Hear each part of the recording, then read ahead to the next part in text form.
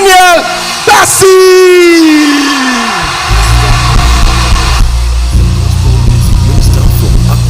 State, Nigeria.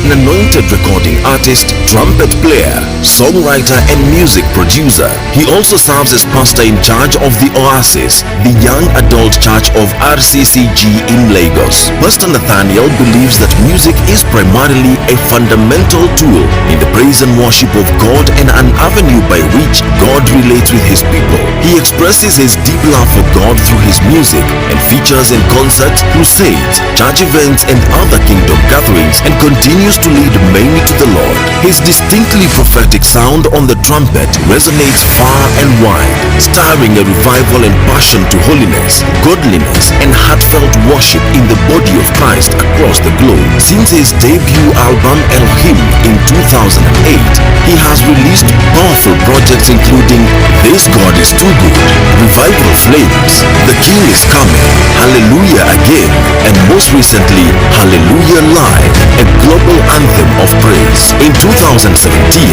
he pioneered the world-renowned Hallelujah Challenge, an online praise and prayer movement that continues to unite thousands worldwide in worship. Pastor Nathaniel speaks at worship and music seminars within and outside the shores of Nigeria. Inspiring the next generation of worship leaders and gospel musicians has also been a major focus of his ministry, with an emphasis on the concept of a total and complete music minister with spirit, skill, and character. He is a devoted husband and father, a servant of God, and a prophetic voice to our generation.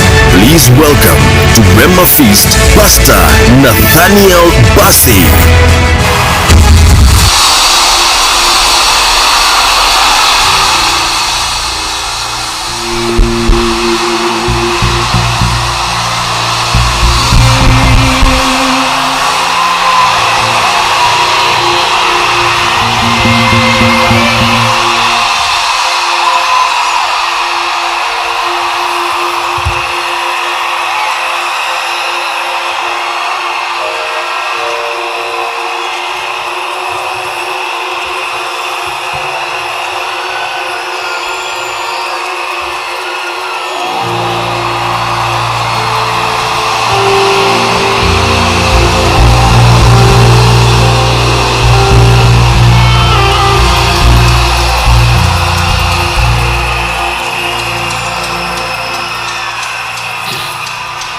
Take the stage, Lord,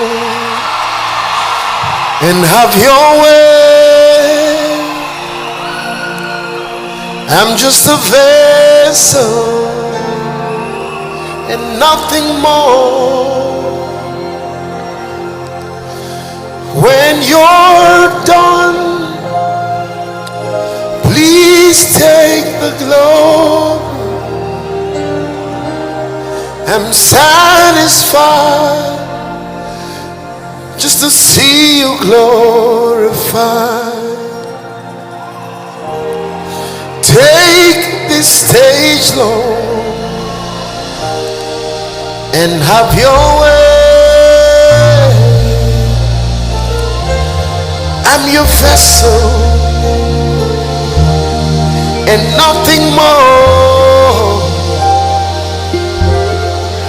When you're done, please take the glory. I'm satisfied just to see you glorified. Take this land, Lord, Kenya, and have your way. Make it your temple, all for yourself. And when you're done, please take the glory. Can you lift your hands to him? We're satisfied. It's a song of consecration.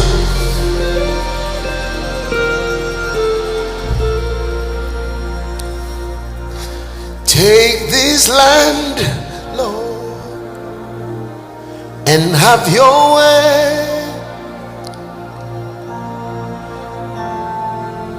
Make it your temple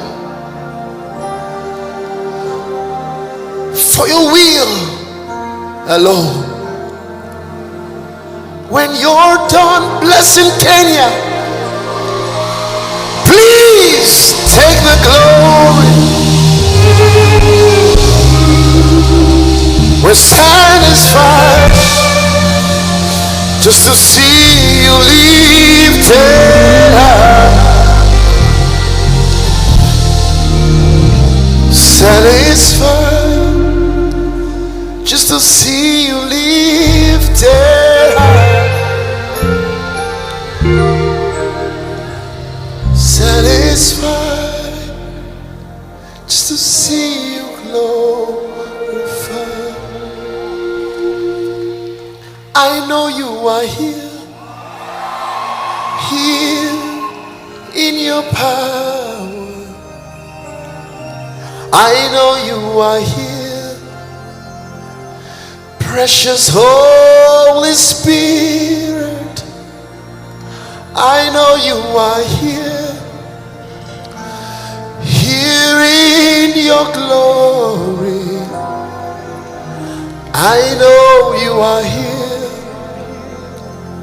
precious Holy Spirit.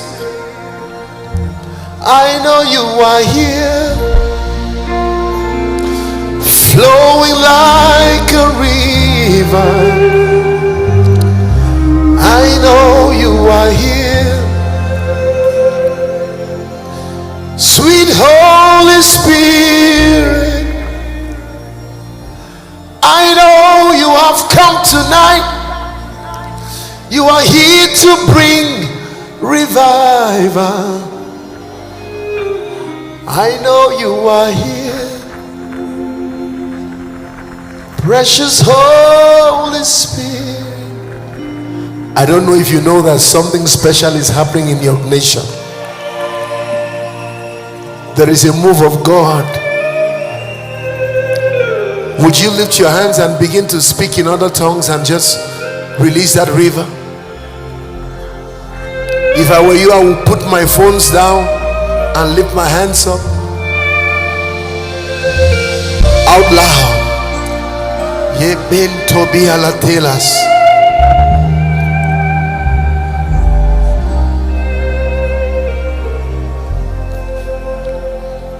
Oh, let him hear you.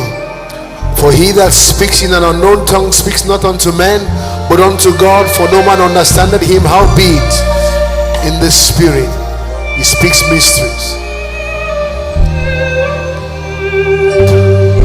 Tonight is a special night.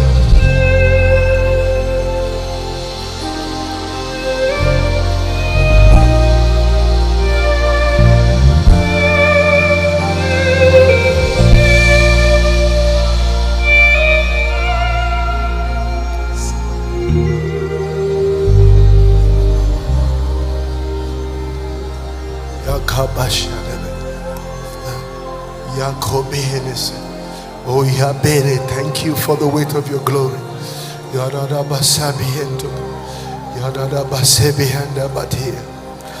Ruach Elohim, fill this place, fill this land, fill these temples. There is glory in this place. Oh,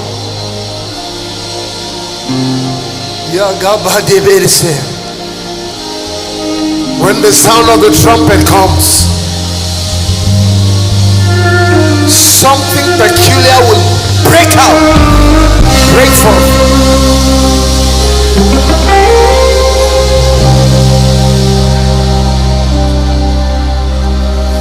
Ruach Elohim, you're the Ruach Elohim.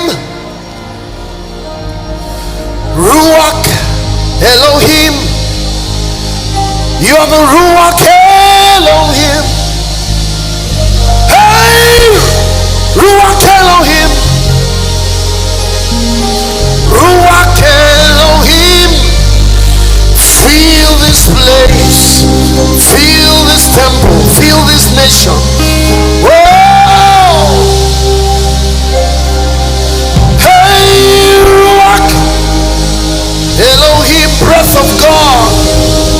grace of God, rivers of living water. Feel Kenya, feel Nairobi, feel Mombasa,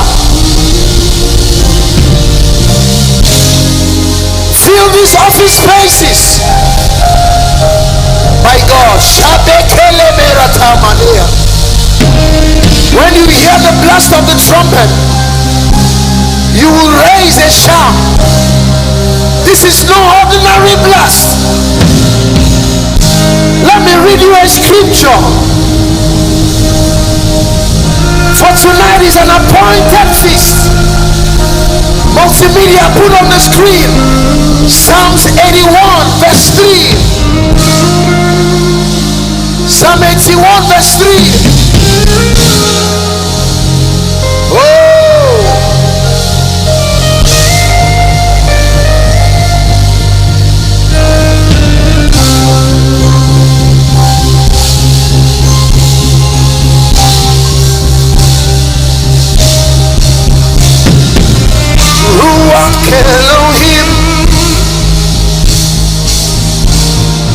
This is the generation that will seek you. This is Jacob. My God, this is the future of Kenya here. The next Apostle Selman, the next Nathaniel Bassis, the next Sinach, the next Reverend Kula. I see them hungry. My job is to release you with the sound of the trumpet. This is your generation. This is the day. He says, blow up the trumpet in the new moon, in the new season, in the new day. I came as a prophetic psalmist to trigger a break forth, to tell you that it's your season, it's your time.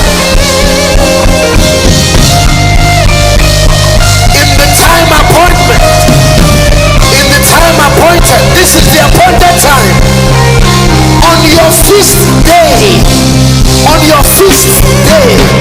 this is Rhema feast. Are you ready? When you hear the sound of the trumpet, you will raise a shout, a hallelujah, something you've never shouted before.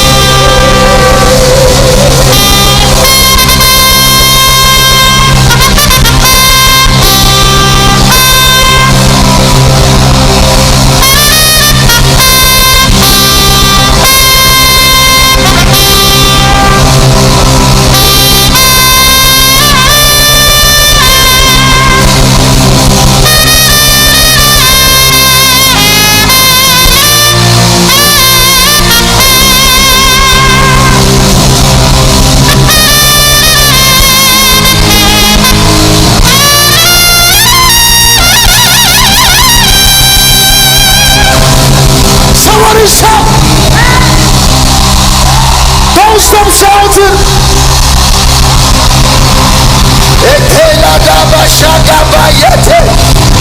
My God, my God, my God.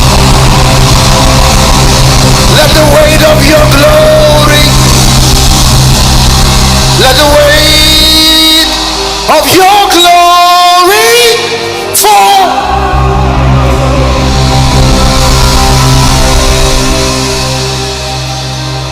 Celebrate him. Put your hands together for him.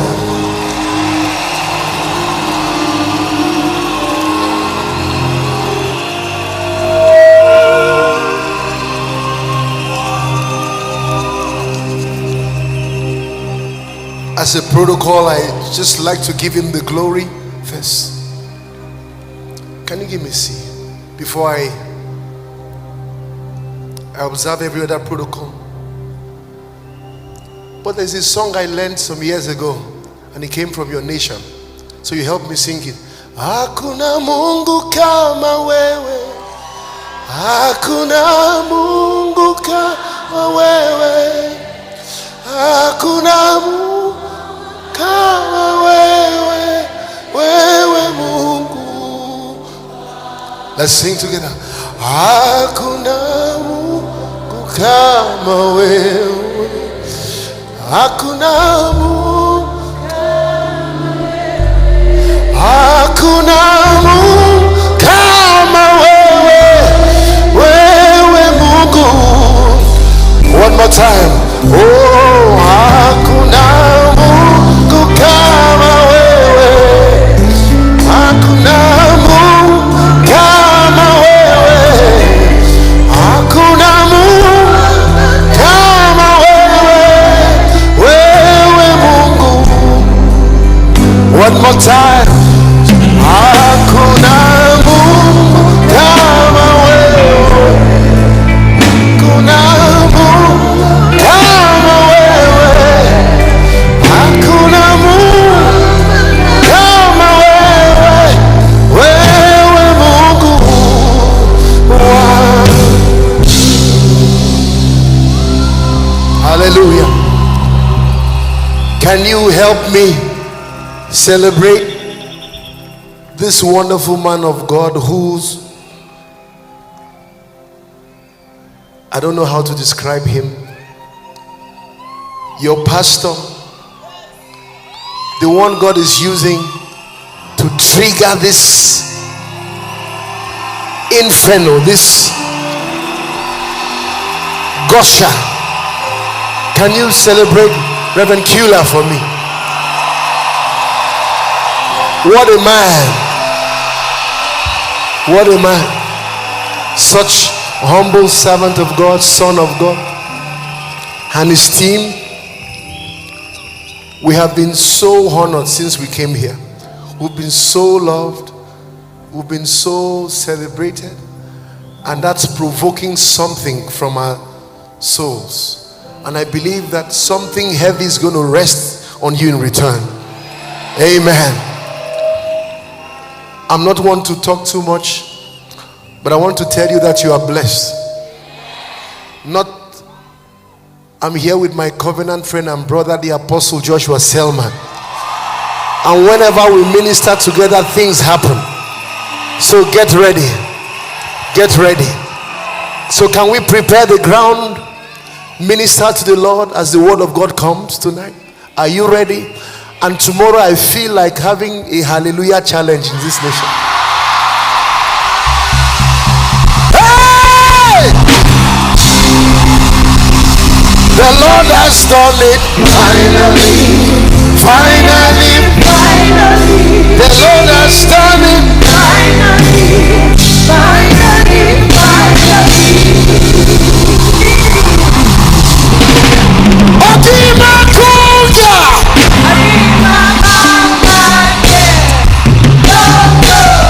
So don't miss tomorrow. Go tell Kenya something is erupting in this place. Are you ready? But can we just worship him tonight? When I think upon your goodness and your faithfulness each day, I'm convinced it's not because I am worthy to receive the kind of love that you give, but I'm grateful for your mercy, and I'm grateful for your grace, and because of how you poured out yourself, we have come to sing this song out in praise. It's simply saying, Amen. Oh God, oh Yenkeru, Amen, Amen. Sing Kenya, Amen. It means thank you.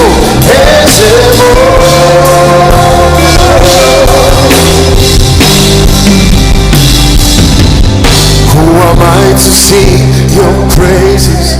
Who am I to worship you, Lord? Who am I to worship you?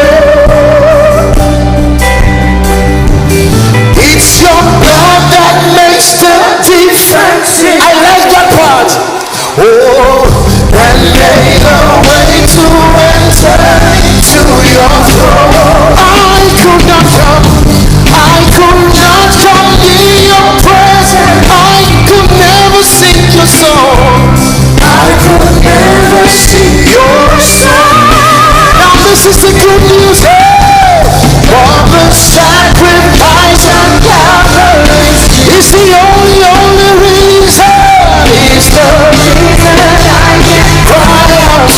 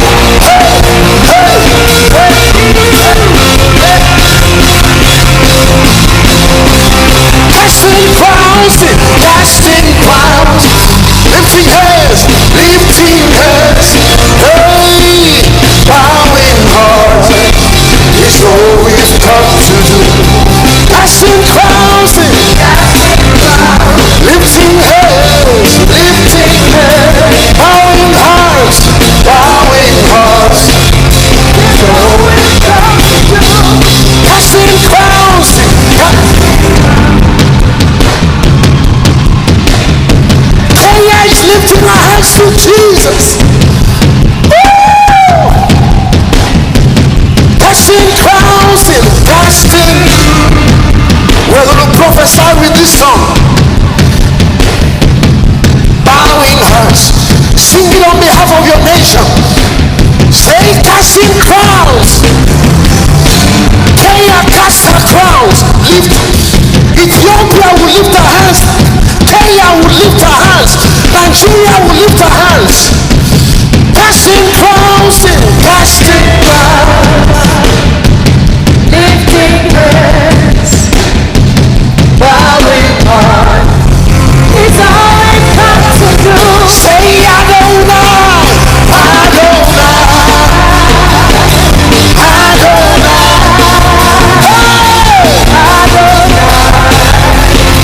you reign on high. We will rise, in your name,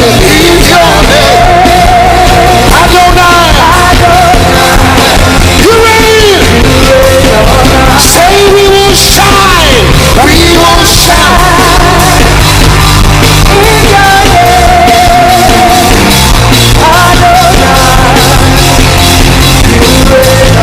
say we will rise. Kenya is rising. When you hear the trumpet, shout.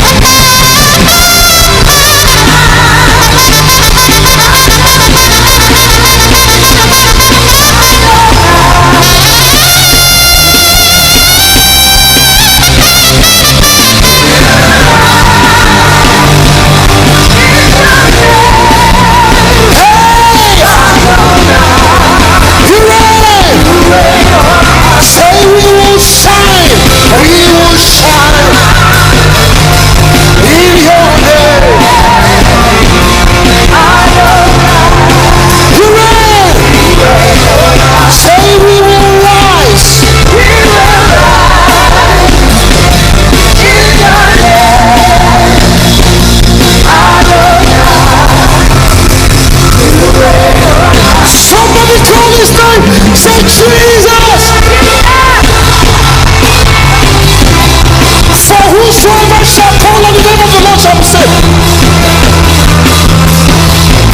Yeshua, Yeshua,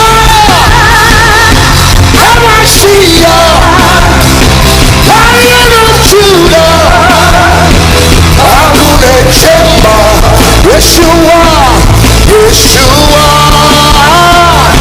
Hamashiach, you are the Lion of Judah, Adonai Shemba. Say Yeshua,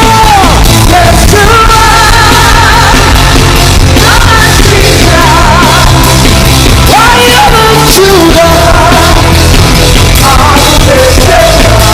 Yeshua, Yeshua, Hamashiach, you are the Lion of Judah, hey, you are the one who parted the Red Sea. You are the one who parted the Red Sea. You are the one, you are the one, you are the one, you are the one, you are the one, hey, Yeshua.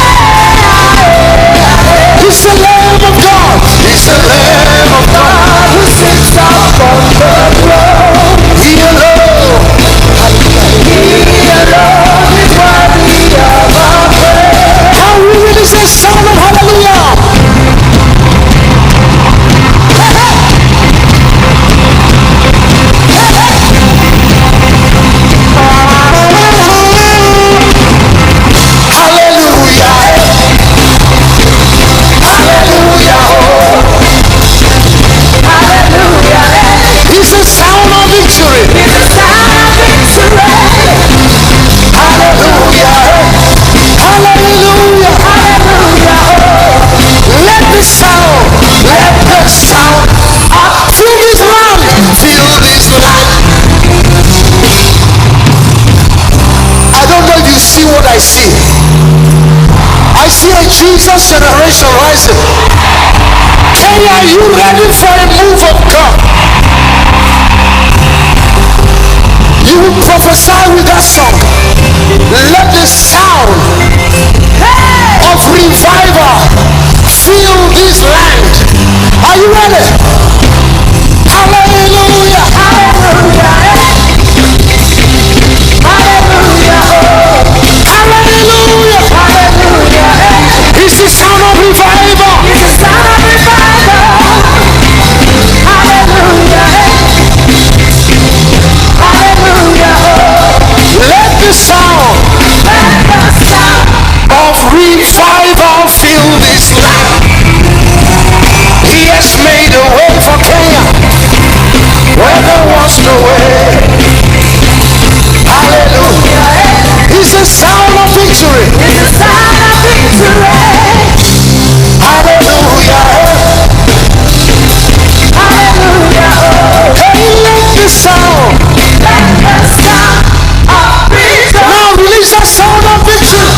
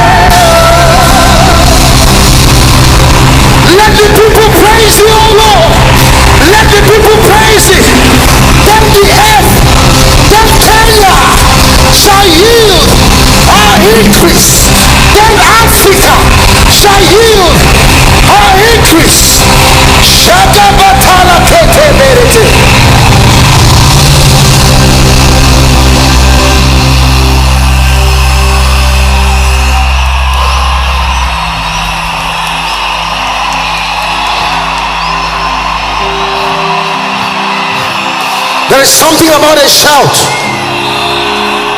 I know a little thing about shouting. When you combine the blast of the trumpet with a shout, something shifts. There is a shift in Kenya.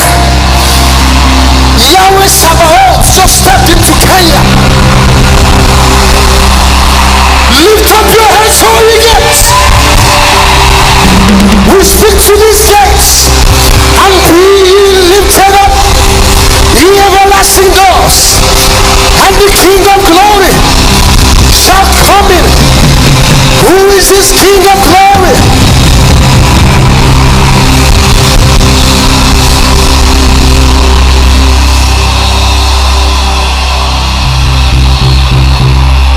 Lift your hands to him. We've barely started. The shout of the King is in this place. See what the Lord has done.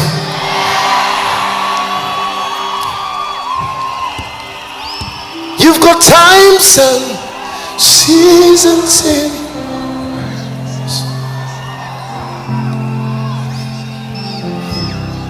You call for light.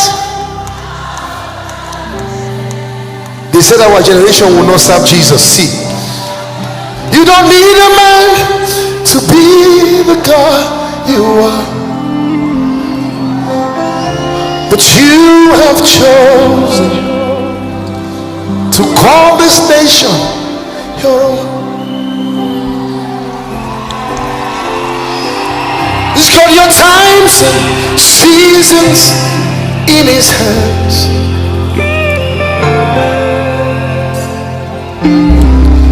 He called for light out of darkness. He doesn't need a man to be the God he is. But in this season, he has chosen Kenya and called you his own. You are God singing now. You are God from beginning to the end. There's no place for argument. You are God by yourself. You are the living God.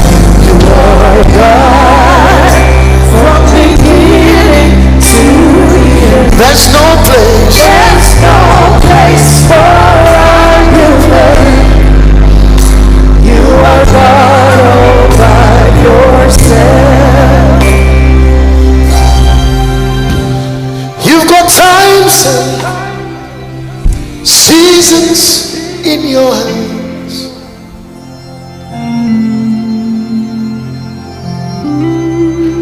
You are calling for light out of Kenya, out of every dark place, out of Africa, out of Nigeria.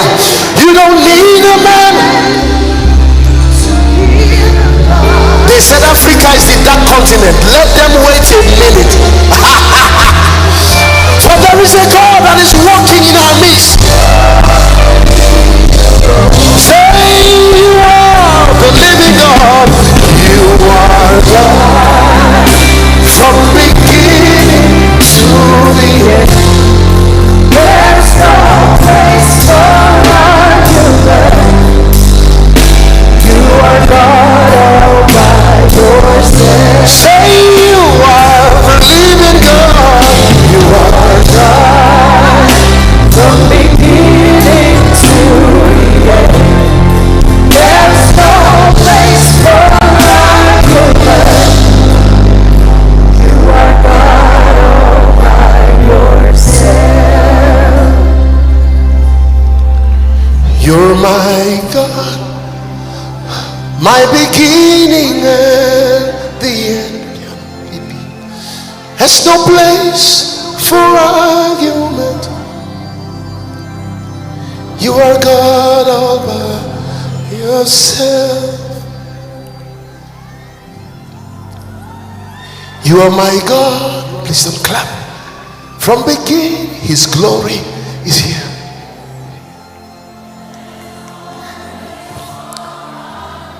Can you sense him in the atmosphere? He's here with us. Emmanuel. Emmanuel.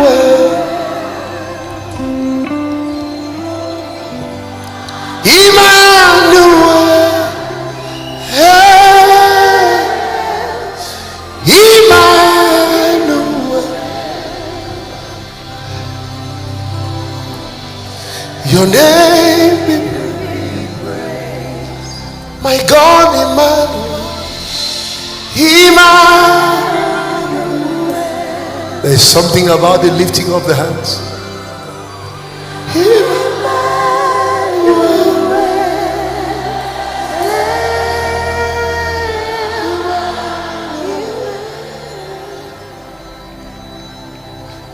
Your name, Emmanuel. Ooh, there's glory. There's glory. I sense it. I sense him already. There's a stillness already. Woo. Woo. It's glorious here. Woo. Just call him. He's closer than the sound of your voice. Emmanuel. Woo. He's moving in the midst of his people. Woo.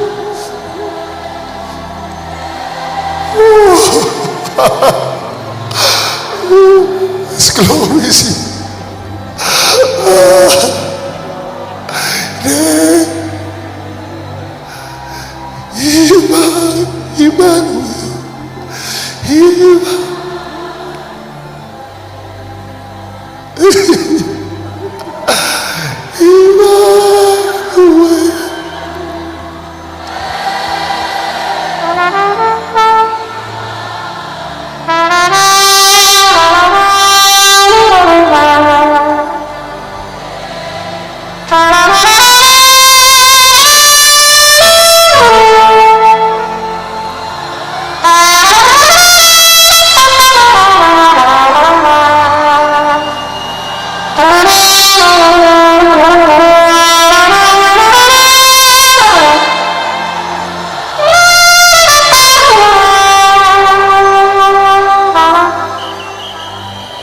You can sense when he walks into the room.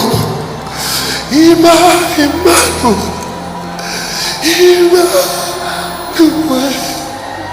Jesus. Emmanuel. His glory is here. Woo. Open your mouth to him.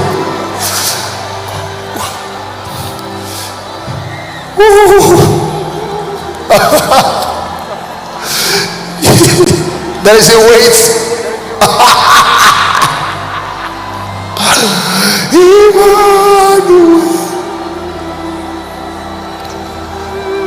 Thank you for your presence.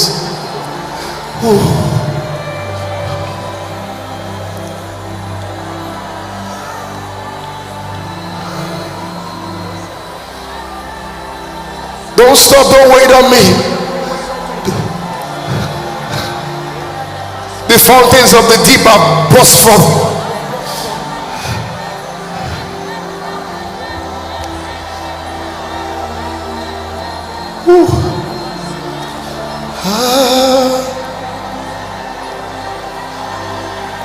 That's the sound of worship.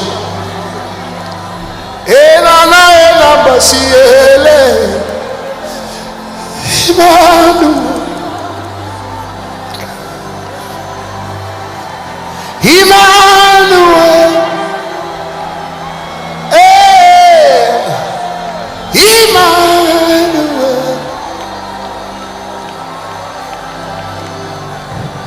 your name, Emmanuel. When you sing about him, he shows up. He's here. He's here. Look to Jesus. Look to Jesus. There is a mighty anointing on this ground. Oh, lift your hands to him and receive it now.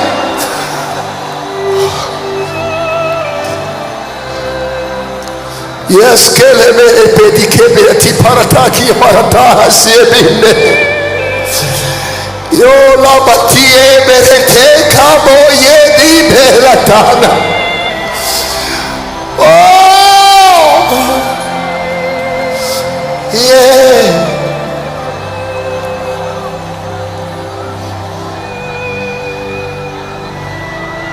And unto the Lamb upon the throne we raise a song.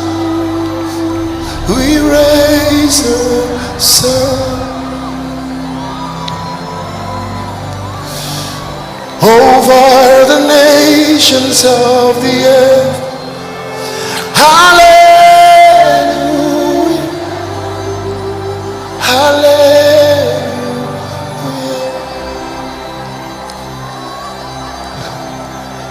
Now unto the King upon the throne. We raise a sound. We raise a sound. Can you lift your hands to him? For he's God and God alone. Hallelujah. Oh, hallelujah. For he's worthy. For he's worthy to receive glory, honor, and praise.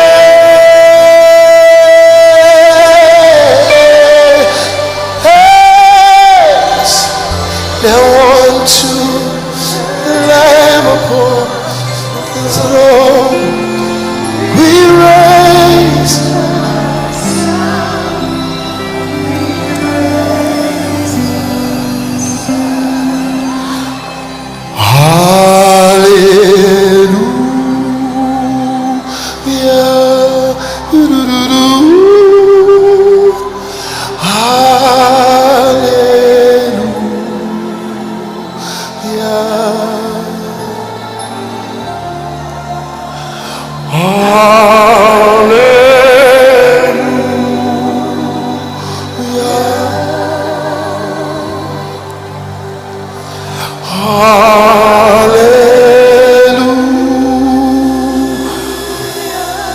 Sing hallelujah, hallelujah, hallelujah,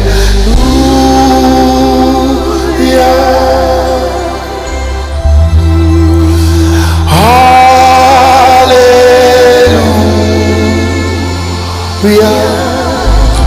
Sing hallelujah, hallelujah.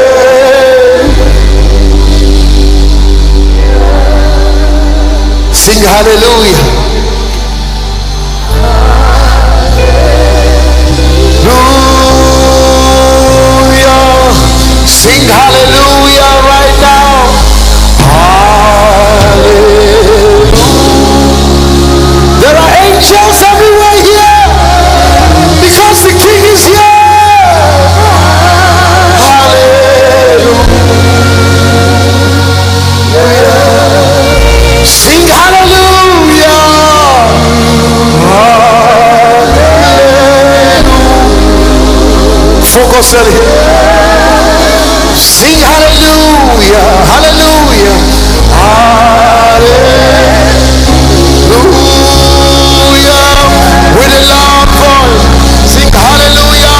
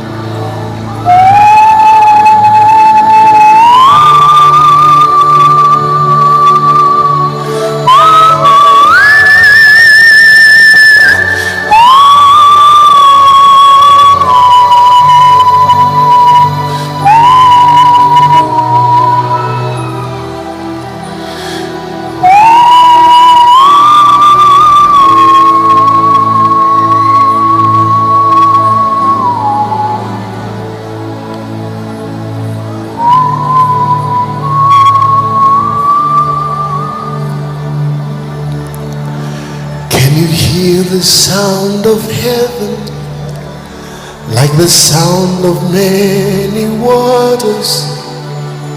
It's the sound of worship flowing from the throne.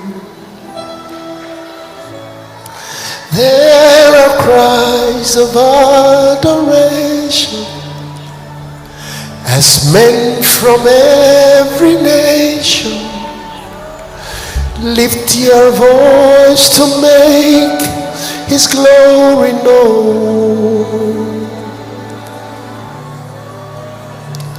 Can you hear the sound of heaven, like the sound of many waters? It's the sound of glory, and it's flowing from His throne. There are cries of adoration as men from every nation lift their hands and voice to make His glory known, singing, holy, holy, holy are you, Lord. Singing, holy, holy, holy are you, Lord. The elders of nations bow, and in Kenya we worship you now. Holy, holy, holy are you, Lord. One more time, singing, holy, holy, holy, holy, holy are. His glory is on this ground, and when His glory comes, transformation happens. I want you to focus on Him right now. There is such weight on this ground. The elders, people are having encounters everywhere here. Don't be left out.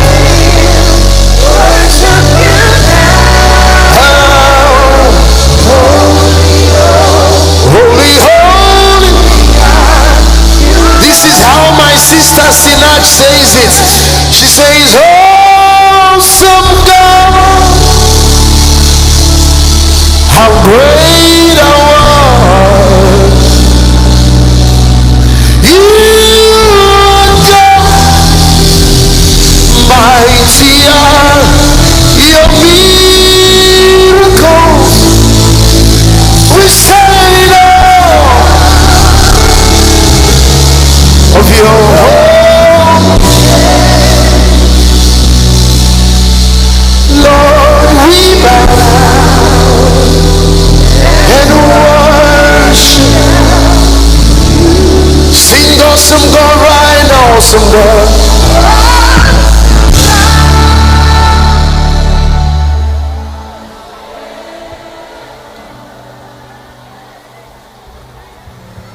You are God, mighty are your miracles. We're standing on your holy.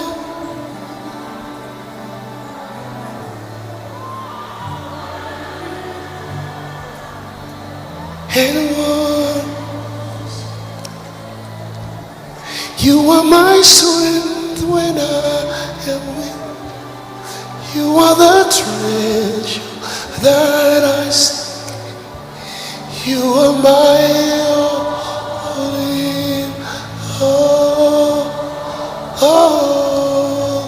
Seeking you is a precious jewel. I was weeping before Him in my hotel room before I came here, like a baby, because I don't want to outgrow that. I did that before coming. You are my strength. You are my strength when I am weak.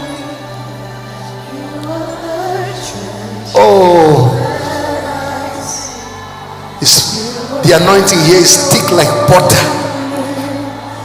for you will wash your feet in butter. Seeking you as precious jewel, give up, I'll be a fool.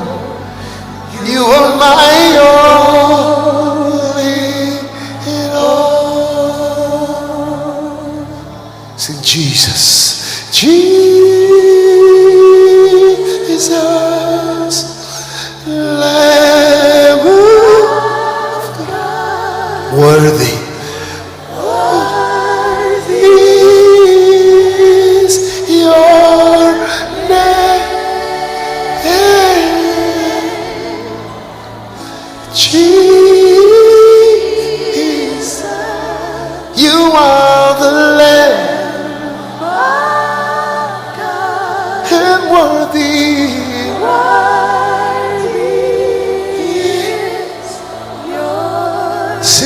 Time, Jesus, oh Jesus, Jesus, oh Lamb of God, worthy is your name,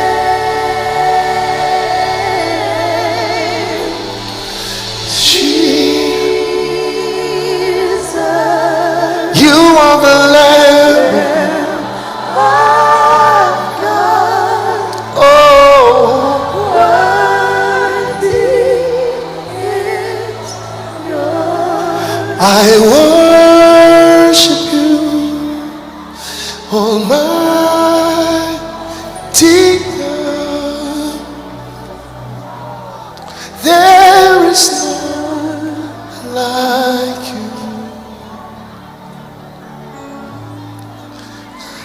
I worship you,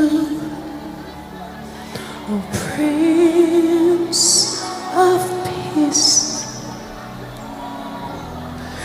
that is all I love to do.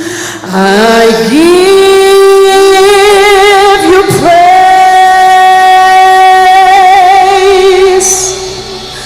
for you are my righteousness. my righteousness, and I worship you, Almighty God. There is none like you. There is none like you.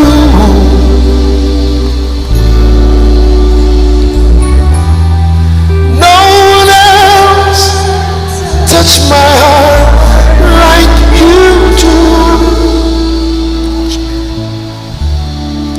I can stand eternity, Lord, and find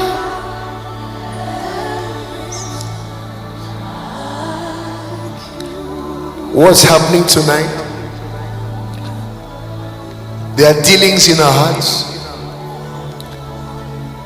In a place like this in worship, something happens in your heart. You just leave. Remember when the disciples said to themselves, didn't our hearts burn when he talked to us and opened up the scriptures? I woke up this morning, I just laid in his presence, and I was just weeping before him,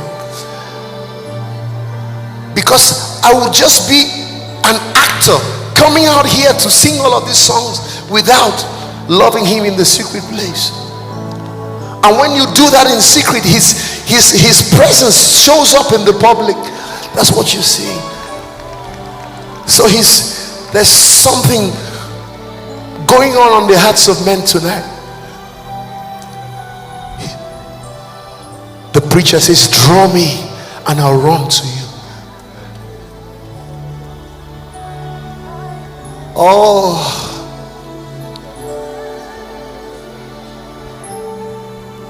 and find there is none, there is none,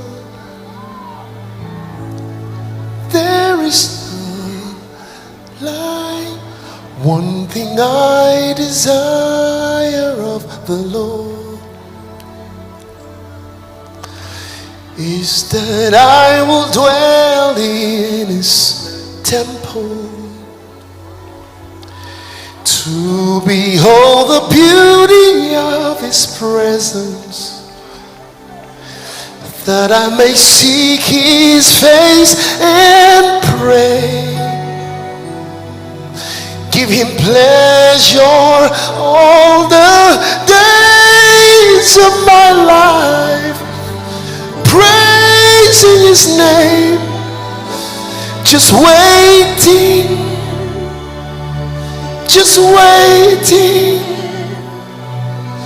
to see Your face. Daily I keep waiting, just waiting to see Your face. Daily in Your presence, waiting on the Lord.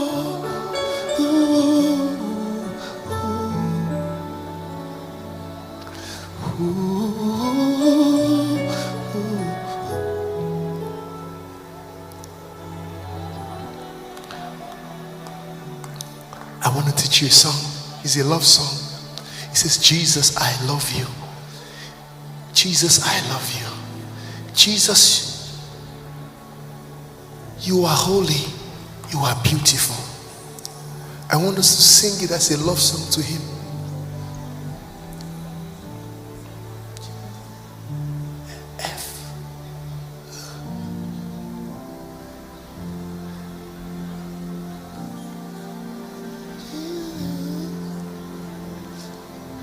G.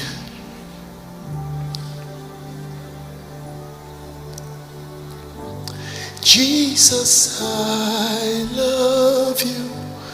Jesus, I love you.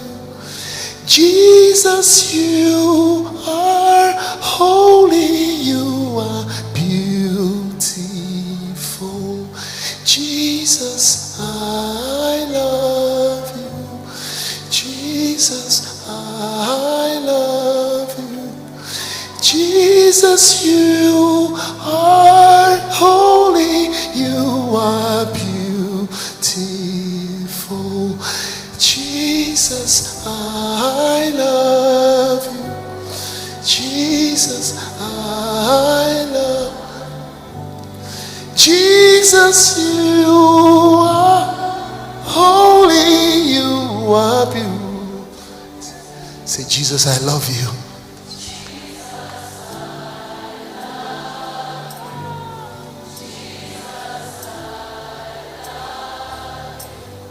Jesus, you are holy, you are beautiful. Oh, Jesus, I love you. Jesus, Jesus, you are holy. Let's hum it to Him now. Just hum to Him.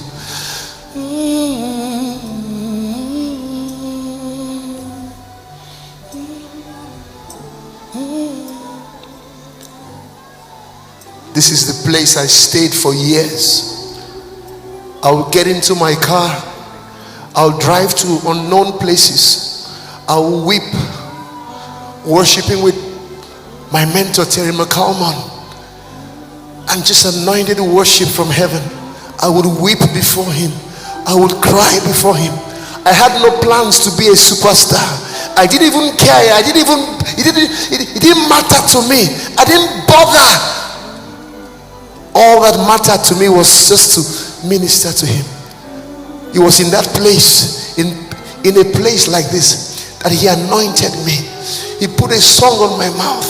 He put a trumpet on my hands and just declared his praise through me. So I know what's happening right now. Just focus on him. He's wrapping his arms around you. He's anointing you. He's marking people here for the next wave of revival.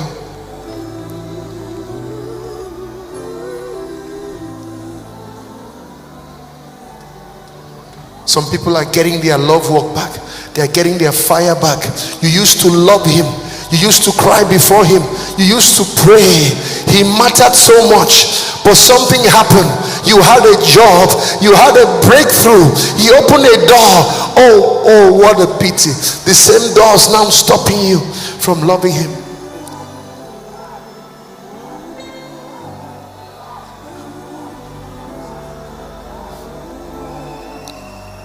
Jesus.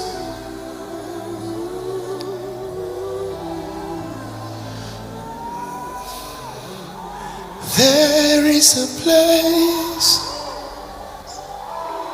that I love to wait. It's the presence of my Father. All the host of heaven gather just to worship him, bowing down before him. This is the place that I come to dwell. It's the presence of my Father.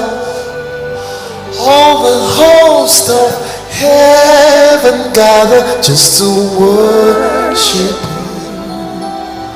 Bowing down. It's his presence, people. Oh, I know a place that I come to dwell. It's the presence of my Father.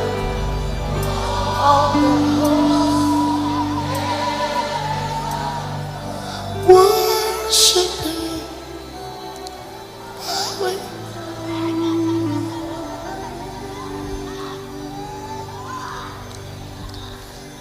There is a place that I come to hide. It's the secret place of my Father. All the host. I hear a song from my brother from South Africa. Let's raise it to him. See, we lifted hands, we worship you.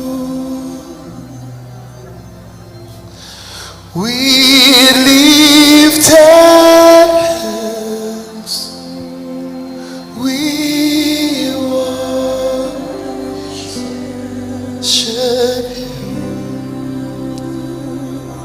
Kenya sing, we lifted hands. We lift hands. We worship you. We lifted hands. We lifted.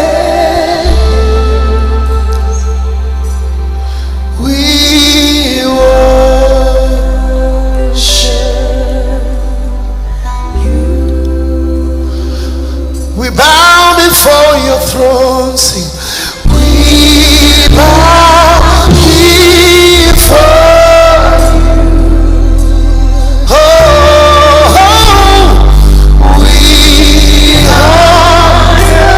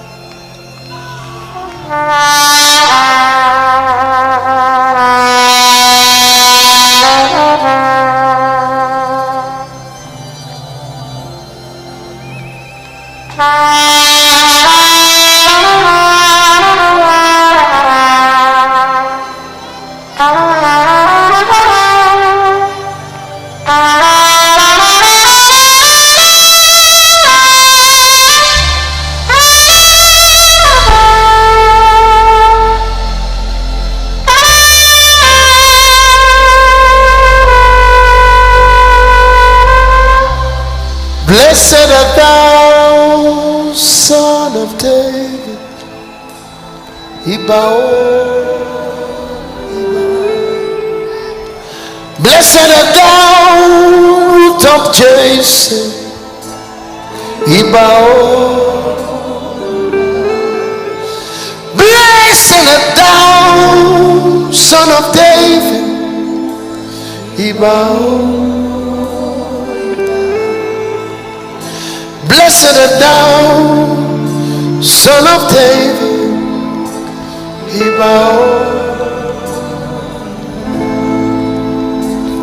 You are eminently glorious, immaculately beautiful. I can go on and on,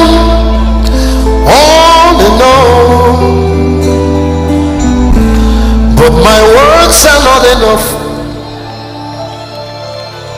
My vocabularies will fail me. But permit me to cry out, Ibao, Ibao,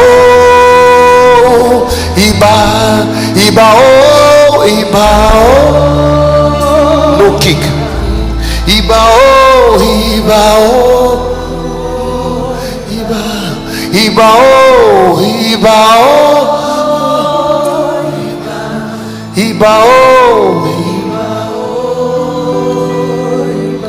Ibao,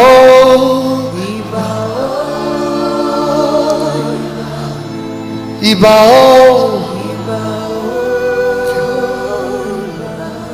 Ibao.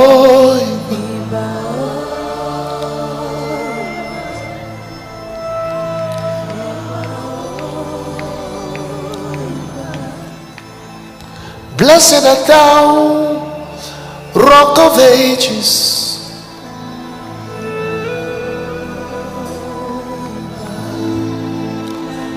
Blessed art thou, King of Heaven.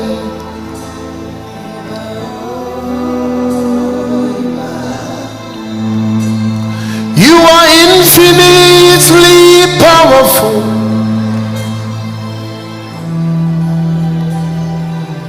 Wonderful.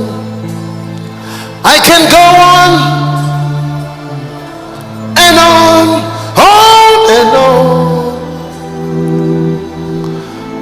but these words are not enough. My vocabularies would fail. Permit this boy to sing this song. Ibao, Ibao. Can we shine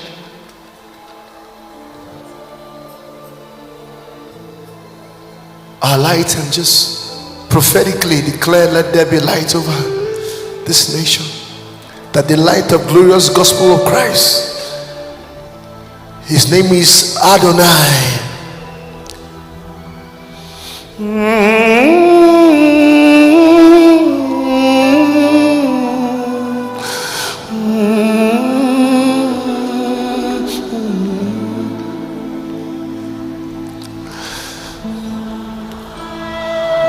Let's prophesy that his name will be hallowed on the hills of Kenya, on the mountains, in the safaris,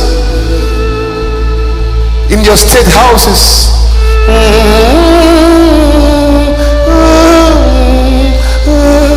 Oh, what glory. Everyone take your life.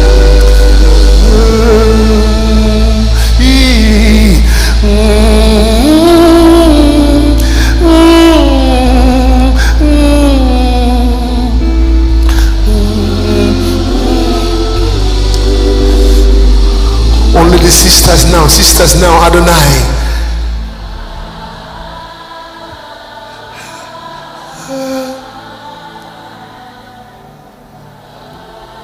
It's glorious.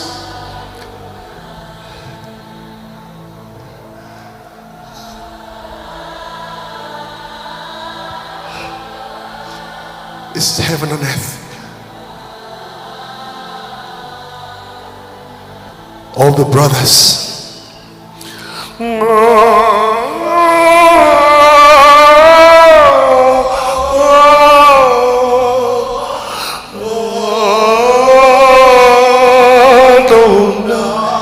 Your name will be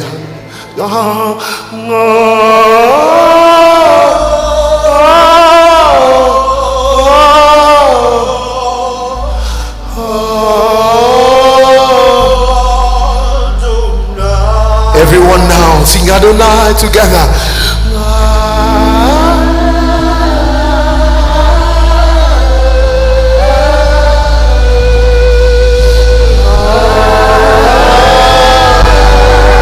Can you see his glory over Kenya? Can you see his glory?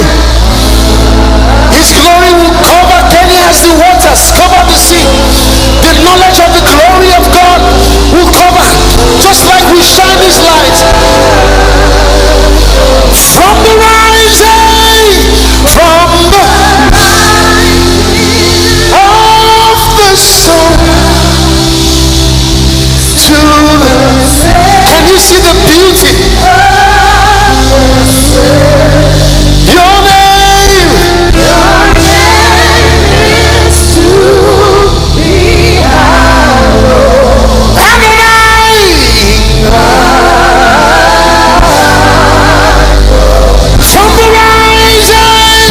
From the rising of the sun to the setting of the setting of the sun. Your name. I'm gonna blow the trumpet. While I blow the trumpet, you will wave your light vigorously with a shout.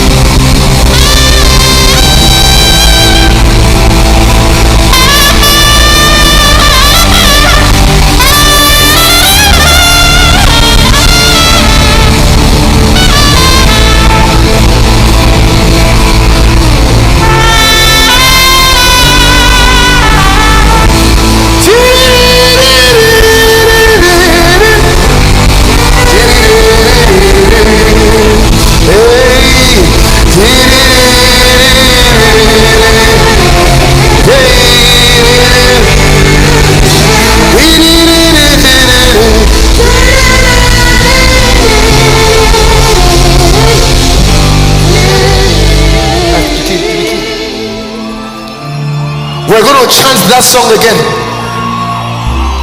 I saw a video of you chanting that song on the streets. You have no idea what you are doing.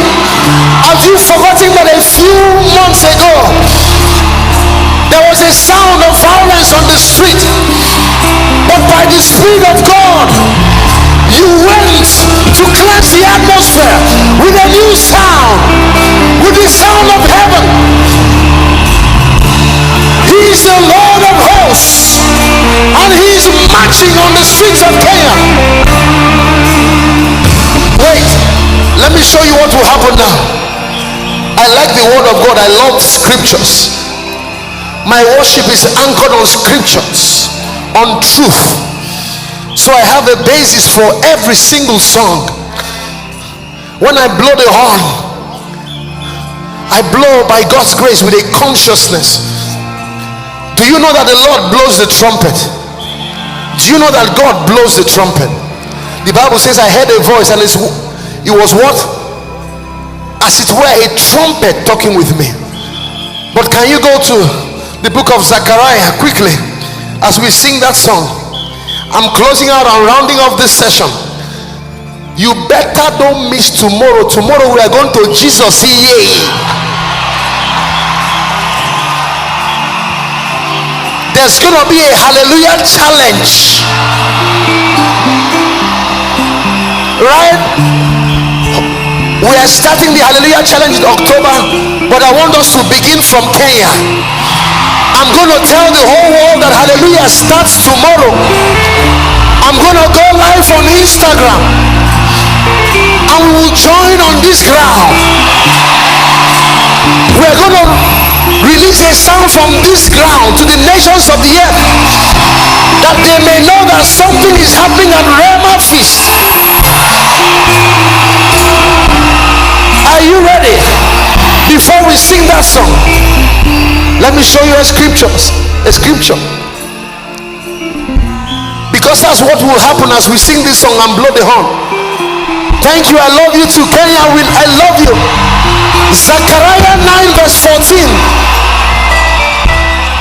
While you were singing that song on the street, God was singing with you. Heaven was blowing with you. Zechariah 9:14. Media, help me. Let's read 1 to go. And the Lord shall be seen over them. Stop. Over Kenya, over you, over Nairobi, over the churches, over your school, over your government, over the Gen Zs, over the millennials, over the elders.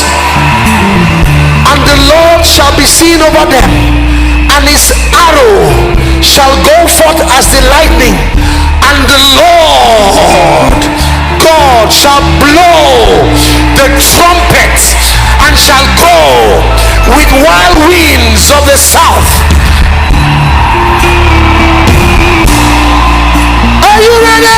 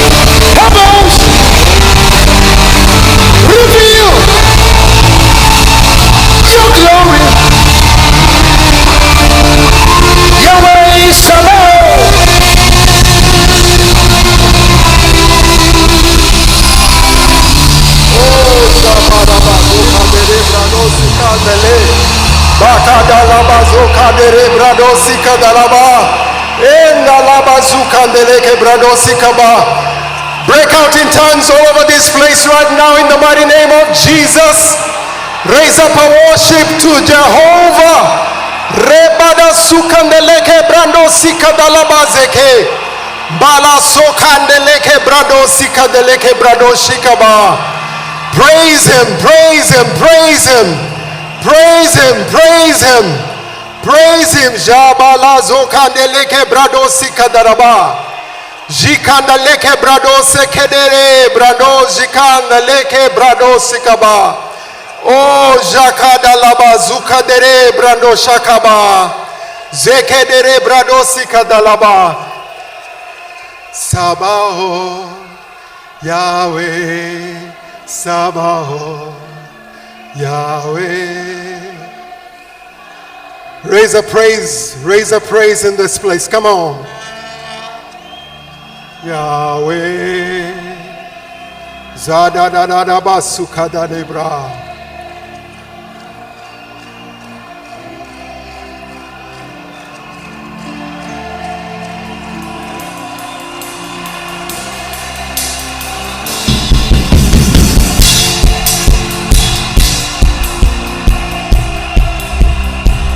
Come on, Kenya! You can do better than that. Come on! Yahweh, Sabaoth.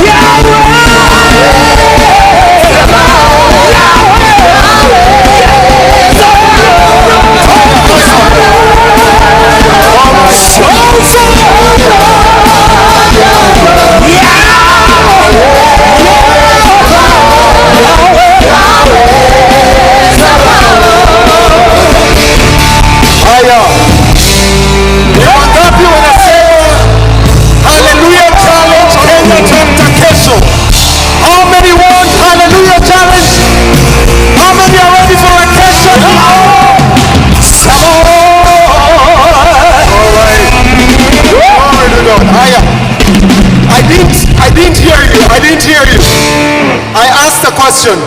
How many are ready for Hallelujah Challenge Kenya chapter tomorrow? Are you going to be here? Are you going to be here? Higher. If you're ready for Hallelujah Challenge Kenya chapter tomorrow, I want us to give the Lord a praise in the Swahili way. Munajua Swahili?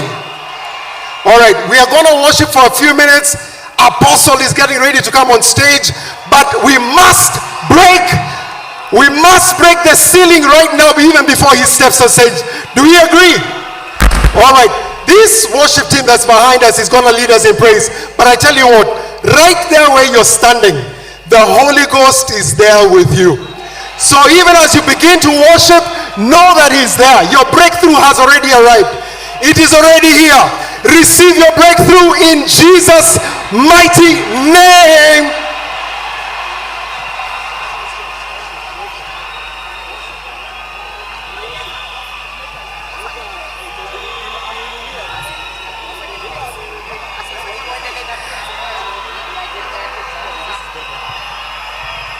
Hallelujah! Hallelujah! Hallelujah! Bwana asifiwe! Kenya, Bwana asifiwe! Tunataka kumwinua kwa Kiswahili. Mko tayari? Kuna wimbo huu unasema, ameinuliwa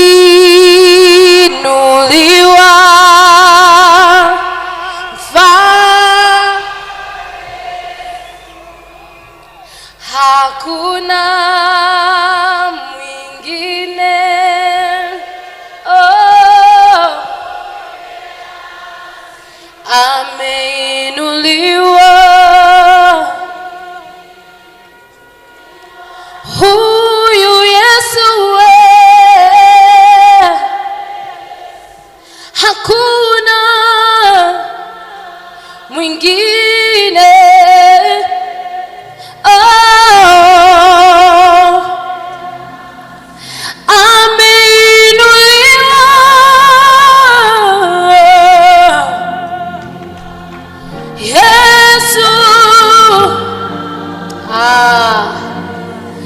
hakuna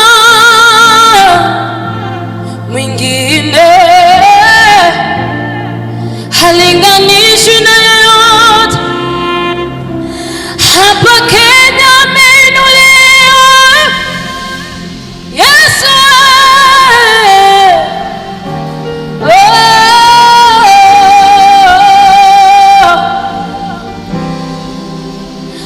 Hakuna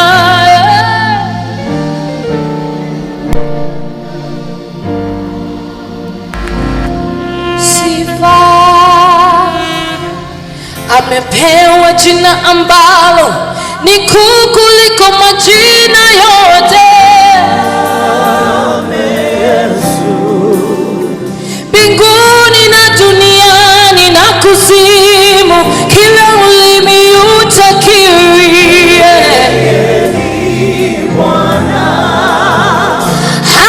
amepewa jina ambalo ni kuu kuliko majina yote.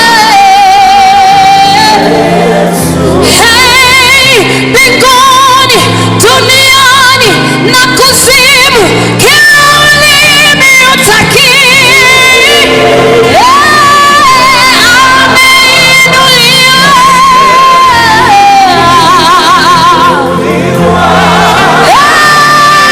Yesu.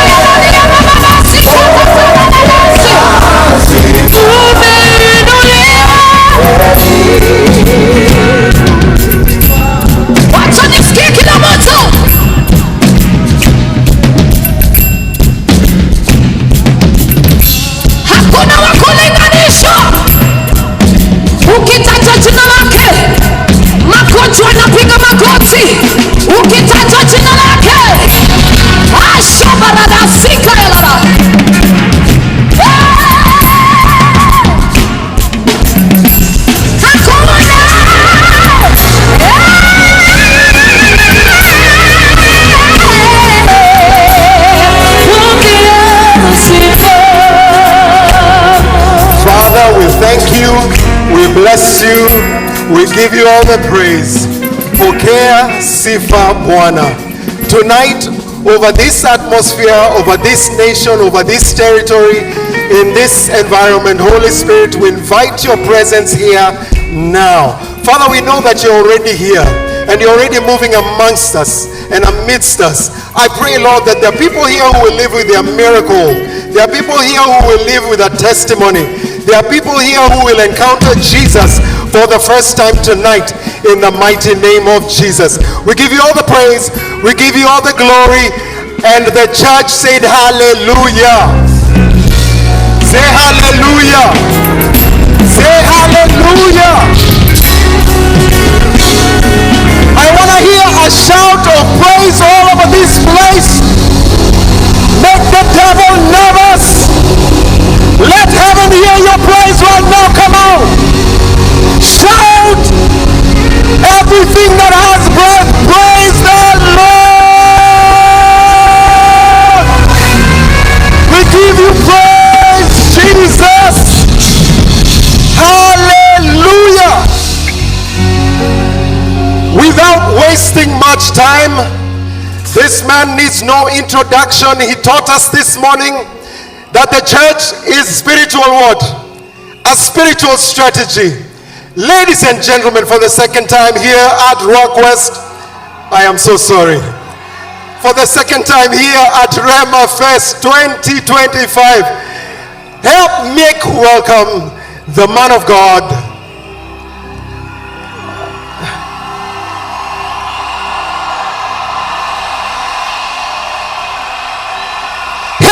welcome the man of God, the apostle Joshua Selman, after this video.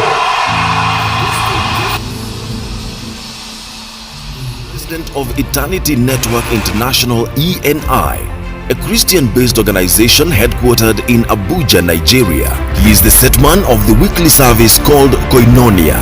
Widely known for his sincere love and passion for the body of Christ, his meetings are characterized by great and unusual presence and moves of the Holy Spirit, miracles, healings, signs and wonders, working of miracles and deliverances. Apostle Selman is a carrier of the strange presence and power of the Holy Spirit.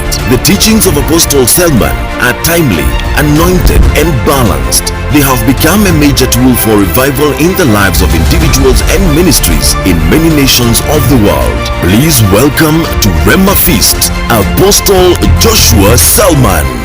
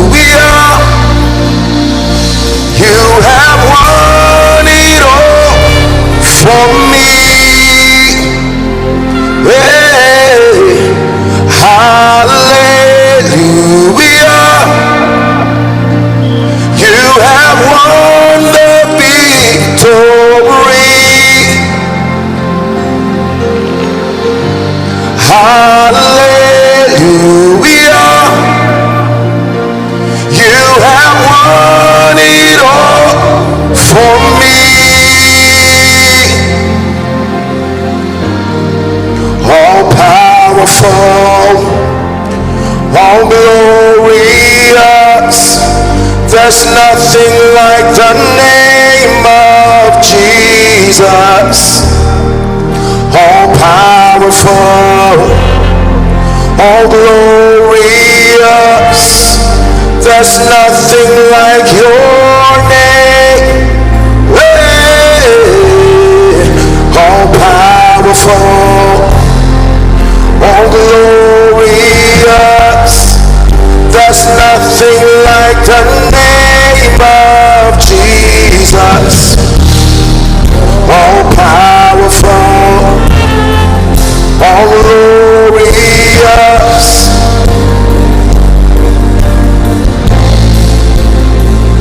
Father, we want to thank you for tonight. Thank you for Rhema Feast 2025. Thank you for Kenya. Thank you for East Africa. Thank you for your power that is available tonight to heal, to deliver, to lift, to bless, to change, to restore, to transform. I pray, oh God, tonight that there'll be the hearing of faith and there'll be the working of miracles. Work wonders in this land, work wonders in our minds, work wonders upon our spirits, and in the name of Jesus we declare that you will be glorified. Come on, Kenya, clap your hands, so ye people. Shout unto God with a voice of triumph from end to end, from sea to sea. Lift up the name of Jesus. East Africa, celebrate the risen King. All powerful, all glorious, there's nothing like the name of Jesus. All powerful, all glorious, there's nothing like your name. Tonight is someone's night for an encounter. Tonight is someone's night for a lifting. Tonight the veil will be torn from off your eyes in the name of Jesus. Tonight is that night when Saul turns to Paul. Tonight is that night when Cephas turns to Peter. Tonight is that night where Sarai turns to Sarah, where Abraham turns to Abraham. In the name of Jesus Christ.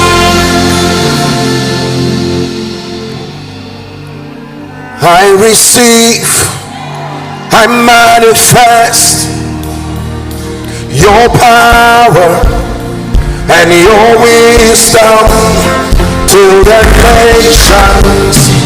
See Jesus lifted up, exalted. I receive, I manifest your power and your wisdom to the nations. See Jesus lifted up, glorified. Come on, Kenya, let's do it together.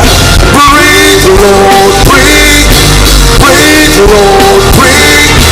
Breathe upon my life. Breathe, Lord, breathe. Breathe, Lord, breathe. Breathe upon my life. I receive, I manifest your power and your wisdom to the nations. See Jesus lifted up, exalted. I receive and manifest your power and your wisdom till the nations. See Jesus lifted up, glorified.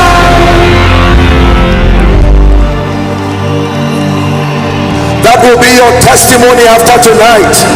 The nations will celebrate Jesus for your life. The nations will be convicted because of your testimony in the name of Jesus Christ. Let me try this in East Africa. I don't know if you know this part of the song. Ay, ay, ay, ay.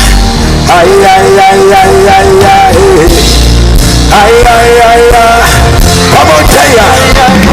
Ay, ay, ay, ay. Ay, ay, ay, ay, ay, ay.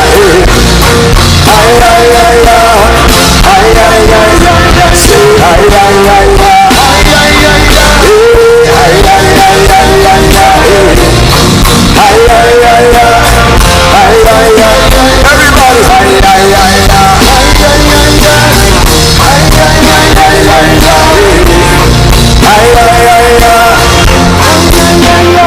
Receive, manifest manifest his power and his wisdom.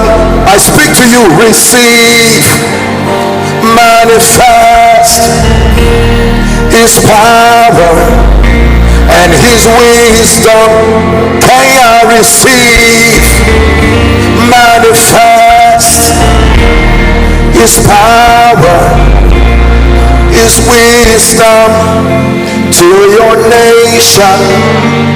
See Jesus lifted up, exalted to your nation. See Jesus lifted up, glorified. See the army of the Lord marching in the name of Jehovah. This one is over the church in Kenya. I'm prophesying to you now. See the army of the Lord marching in the name of Jehovah. Jehovah. Hey, see the army of the Lord marching in the name of Jehovah. Every tribe and every tongue in Kenya marching as a great army. See the army of the Lord marching in the name of Jehovah. And then when you are short for words, hi, hi, hi, hi, hi, hi. Hi, hi, hi, hi, hi, hi. Hi, hi, hi, hi. Hi, hi, hi, hi. Hi, hi, hi, hi. Hi, hi, hi, hi, hi, hi. Hi, hi, hi, hi. Lift your hands, wave it from side to side to Jesus, the Son of the living God. Wave it from side to side to the King of Kings, the captain of our salvation, the Lord over Kenya, the one who's building his church, the one who's building the church in East Africa, and that the gates of hell will not, cannot, will never prevail against him. In the name of Jesus Christ. Hallelujah. Hallelujah. It's amazing. The hunger. It's amazing. The expectation reminds me of Acts chapter 3. The Bible says Peter and John looked to that man, and the Bible says he told them, look at us, and he looked at them expecting to receive something. Peter and John said, silver and gold I do not have, but such as I have, in the name of Jesus, he said to rise up and walk. Now I want you to please pay attention before we sit. There's so many people, I do not know the tens of thousands of people gathered across this ground. It was so humbling. Right from outside, hungry people, desperate people, expectant people. God will do you good tonight in Jesus' name.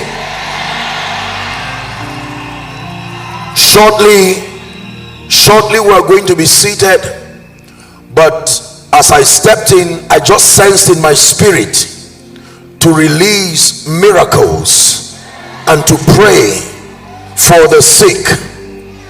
And so I'm going to do that for a few minutes, and I'm honored to have my dear brother and friend Pastor Nathaniel Bassey.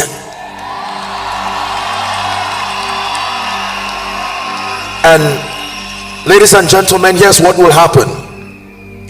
I believe in the power of Jesus. I believe in the victorious church. I believe he died. I believe he rose again. I believe he's exalted. In Acts chapter 4 and verse 33, the Bible says, and with great power gave the apostles witness of the resurrection of the Lord Jesus Christ. And it says great grace was upon them all. So before I do the salutations and get to my teaching within the time I have, allow me for the next 10 minutes. It's someone's time for deliverance. It's someone's time for healing. It's someone's time for the opening of doors and gates in the name of Jesus. How many of you believe in miracles? Do you believe in the power of God in Kenya? Hallelujah. Now here's what will happen. I sense a very strong anointing from the front to the back extreme left to the extreme right, and everywhere in between. And that includes those who are connected by television and connected online. I want to pray for you right now. You came with someone who is sick, someone on a wheelchair, someone on a stretcher, someone who's not been able to walk, see, hear, talk, doesn't matter what situation, perhaps some growth cancer, perhaps some devil, some blood disease, from the least to the greatest of any disease whatsoever. On this ground, I want you to know that Jesus is Lord. The Bible says that at the name of Jesus, every knee will bow and every tongue will confess. I'm going to release miracles over the atmosphere right now. Yours is to receive by faith. Yours is to receive by faith. And here's what I want you to do for me. We have just about 10 minutes allotted, and so I'll need your cooperation. I'm going to minister and speak over those diseases, those bodies, those infirmities, and command that they depart. And yours is to receive by faith, and then to check yourself. You will marvel and you will wonder. The anointing of the Holy Spirit is already touching people. That grace over the atmosphere. We come in the name of the Lord.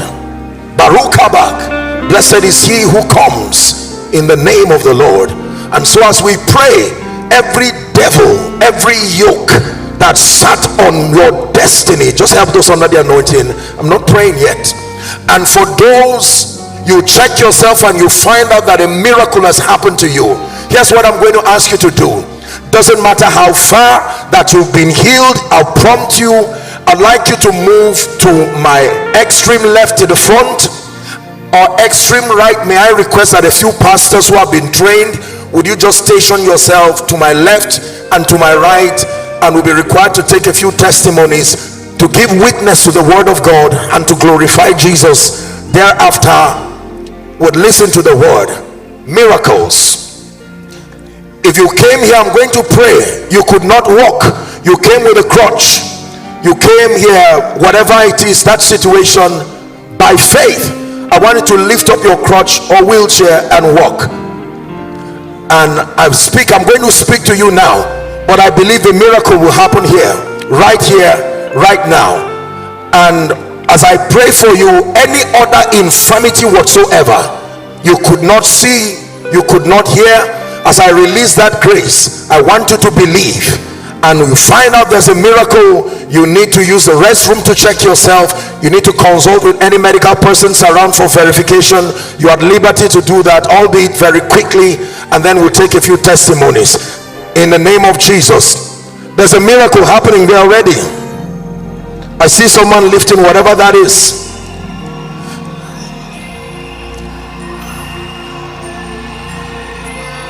A miracle is happening already. Now here's what will happen. I will make that declaration, and then I'll ask Pastor Nat to blow the trumpet. He's going to blow the trumpet 3 times. The moment that happens, I'll begin to make declarations, and then we'll celebrate miracles. You believe in miracles. He's giving witness to the power of Jesus. Pastor Nat, please go ahead.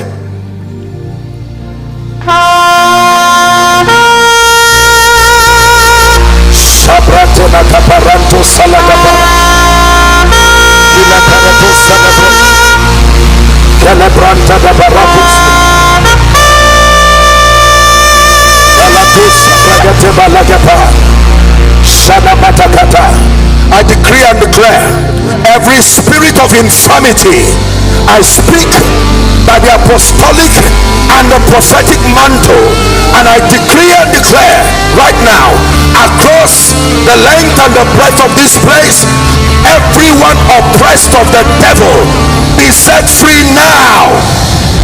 Be set free now.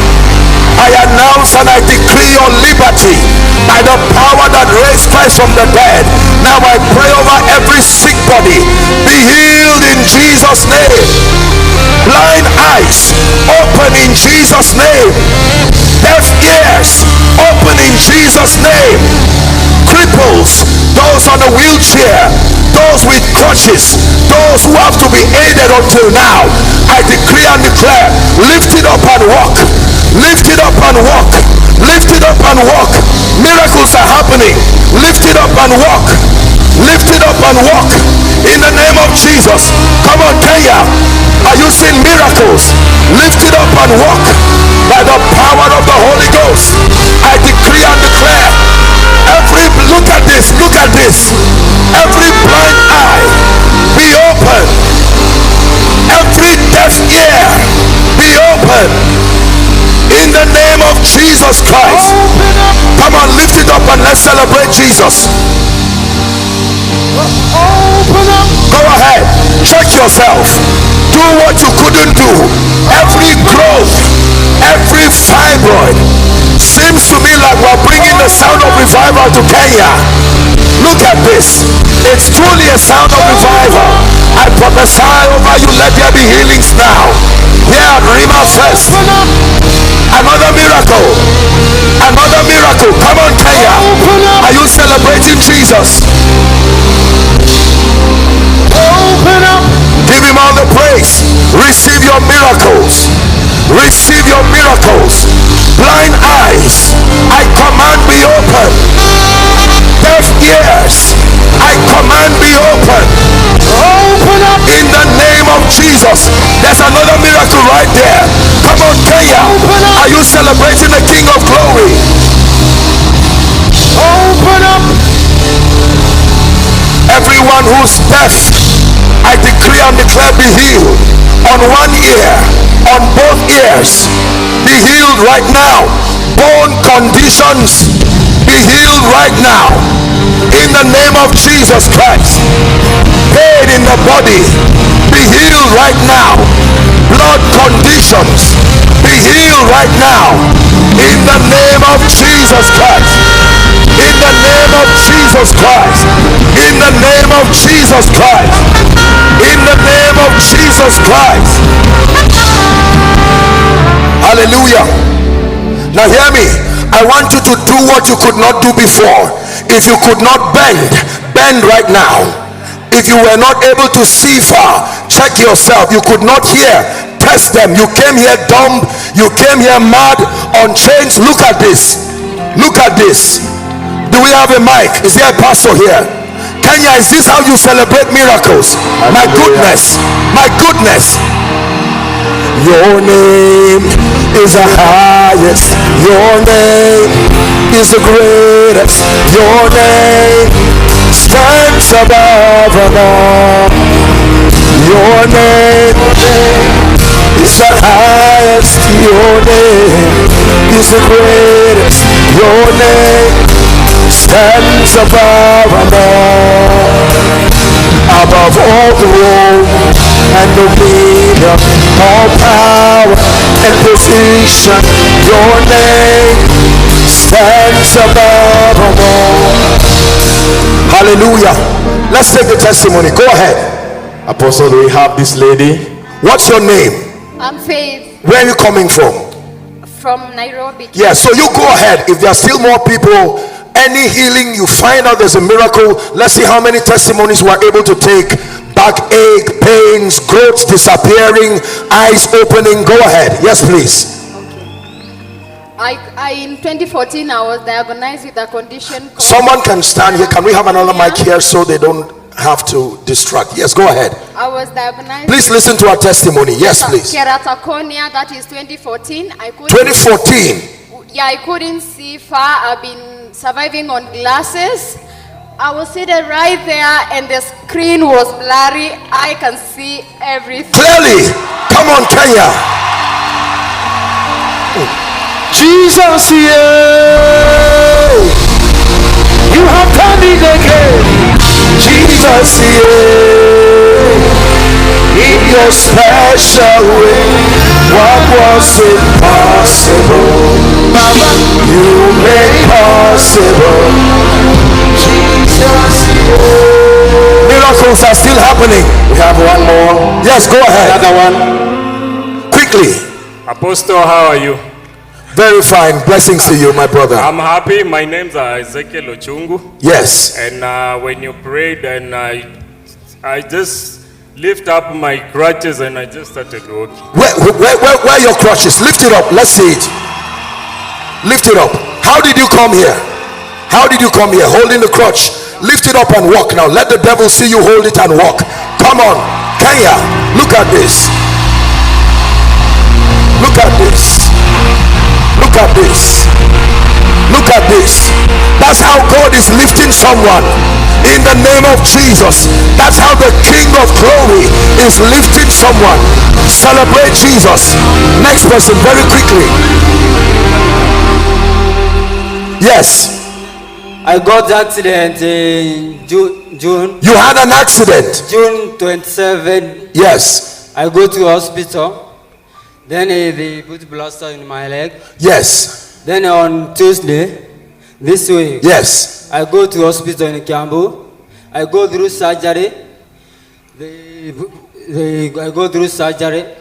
When I go through surgery Tuesday, I see your poster. I see your the poster. The poster. Yes. So poster. what happened now? When I go to hospital, there's another miracle. When I see the poster, there's another miracle. I don't know, but looks like there's another miracle somewhere.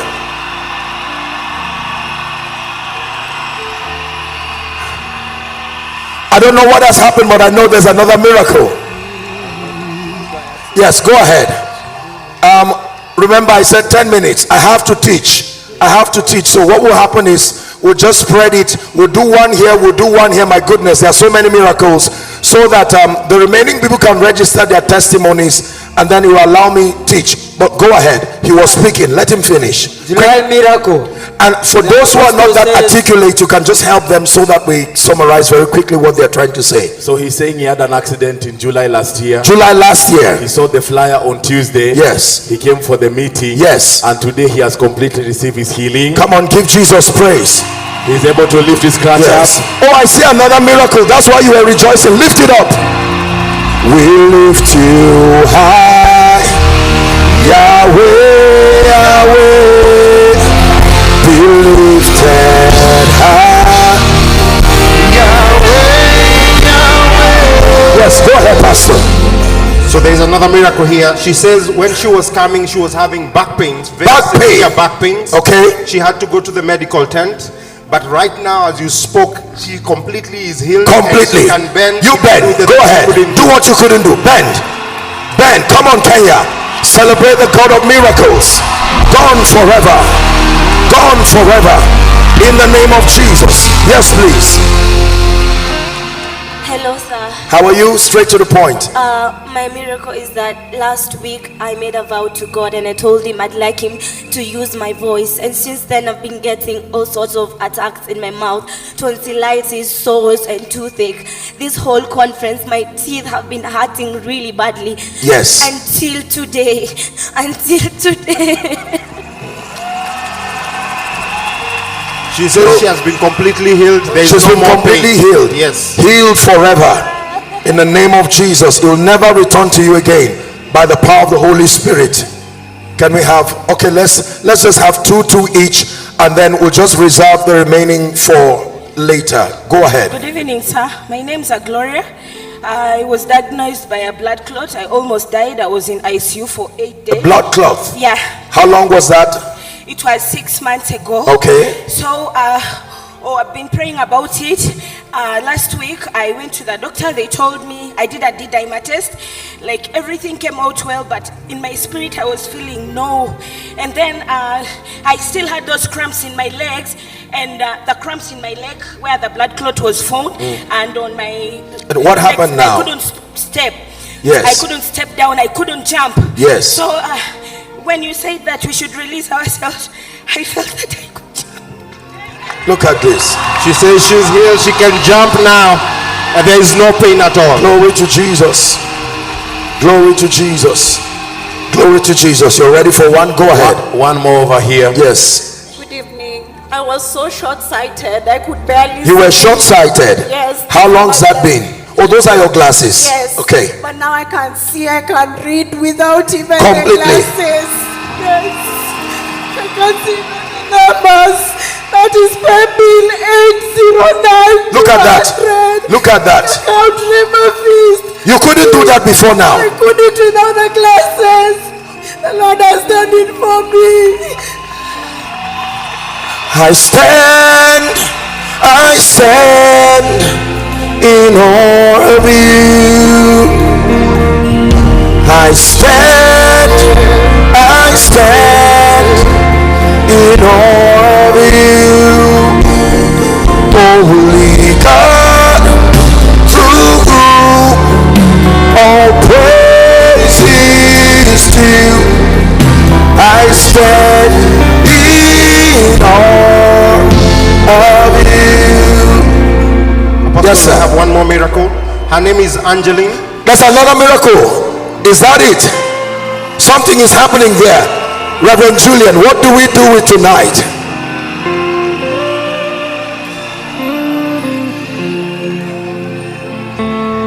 In the name of Jesus, miracles will keep happening while we teach. You go ahead. So she had suffered a stroke, and she was, you had suffered stroke. Yes, and she had an autoimmune issue, and she came walking with this stick. Yes. But right now she can jump, she can walk. Hold it and walk. Hold it, lift it up and walk. Do what you couldn't do, my dear.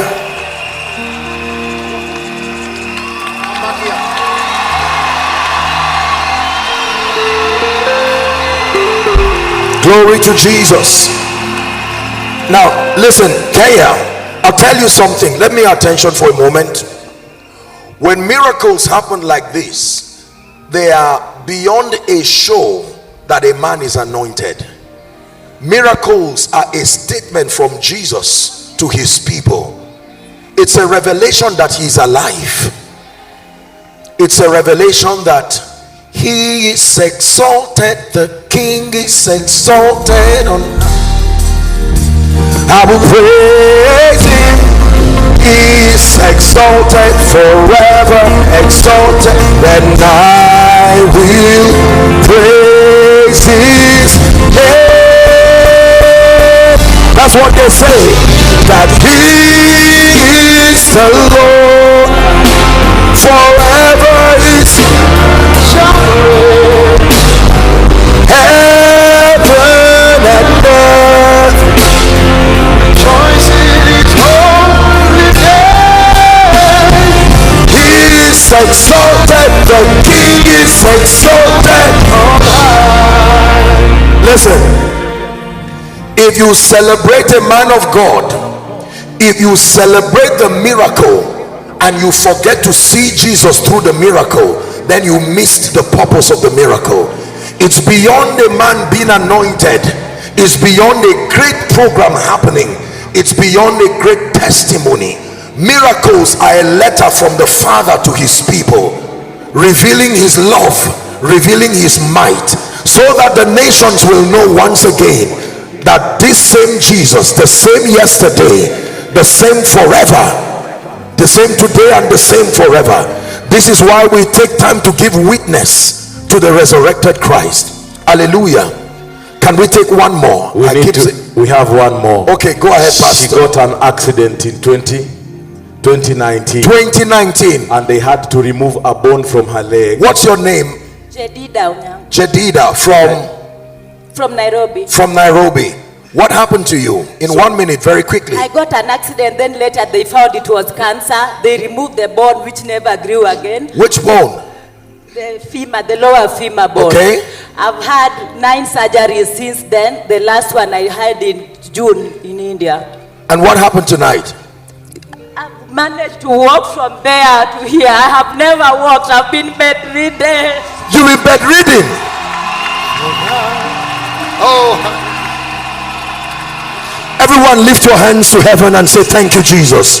Come on, wave your hands to the King. We thank you. Oh, we thank you. Oh. Come on, Kenya, in 1 minute. Thank him for these miracles, for the mighty power of the Spirit. Thank you. Mama, we thank you. Oh, we thank you. We thank you. We thank you. Hallelujah. Apostle, will this really be the last? This is the last one. Will this be the last? This young man has never had from when he was born. He's never heard from birth. Look at this. Never heard from birth. His ear or his right ear had never heard. Only the left could hear. The right ear? Yes. Never heard? Yes. But yes. Today he can't express himself because he can hear clearly. He's crying. Yes. The ears open. Look, he was deaf from birth. Come on, Kenya. Is this how you celebrate the resurrected King? We thank you. Oh, Jesus, we thank you. We thank you. We thank you.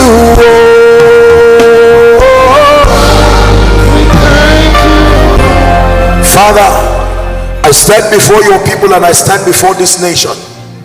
Oh, may no flesh glory in your presence.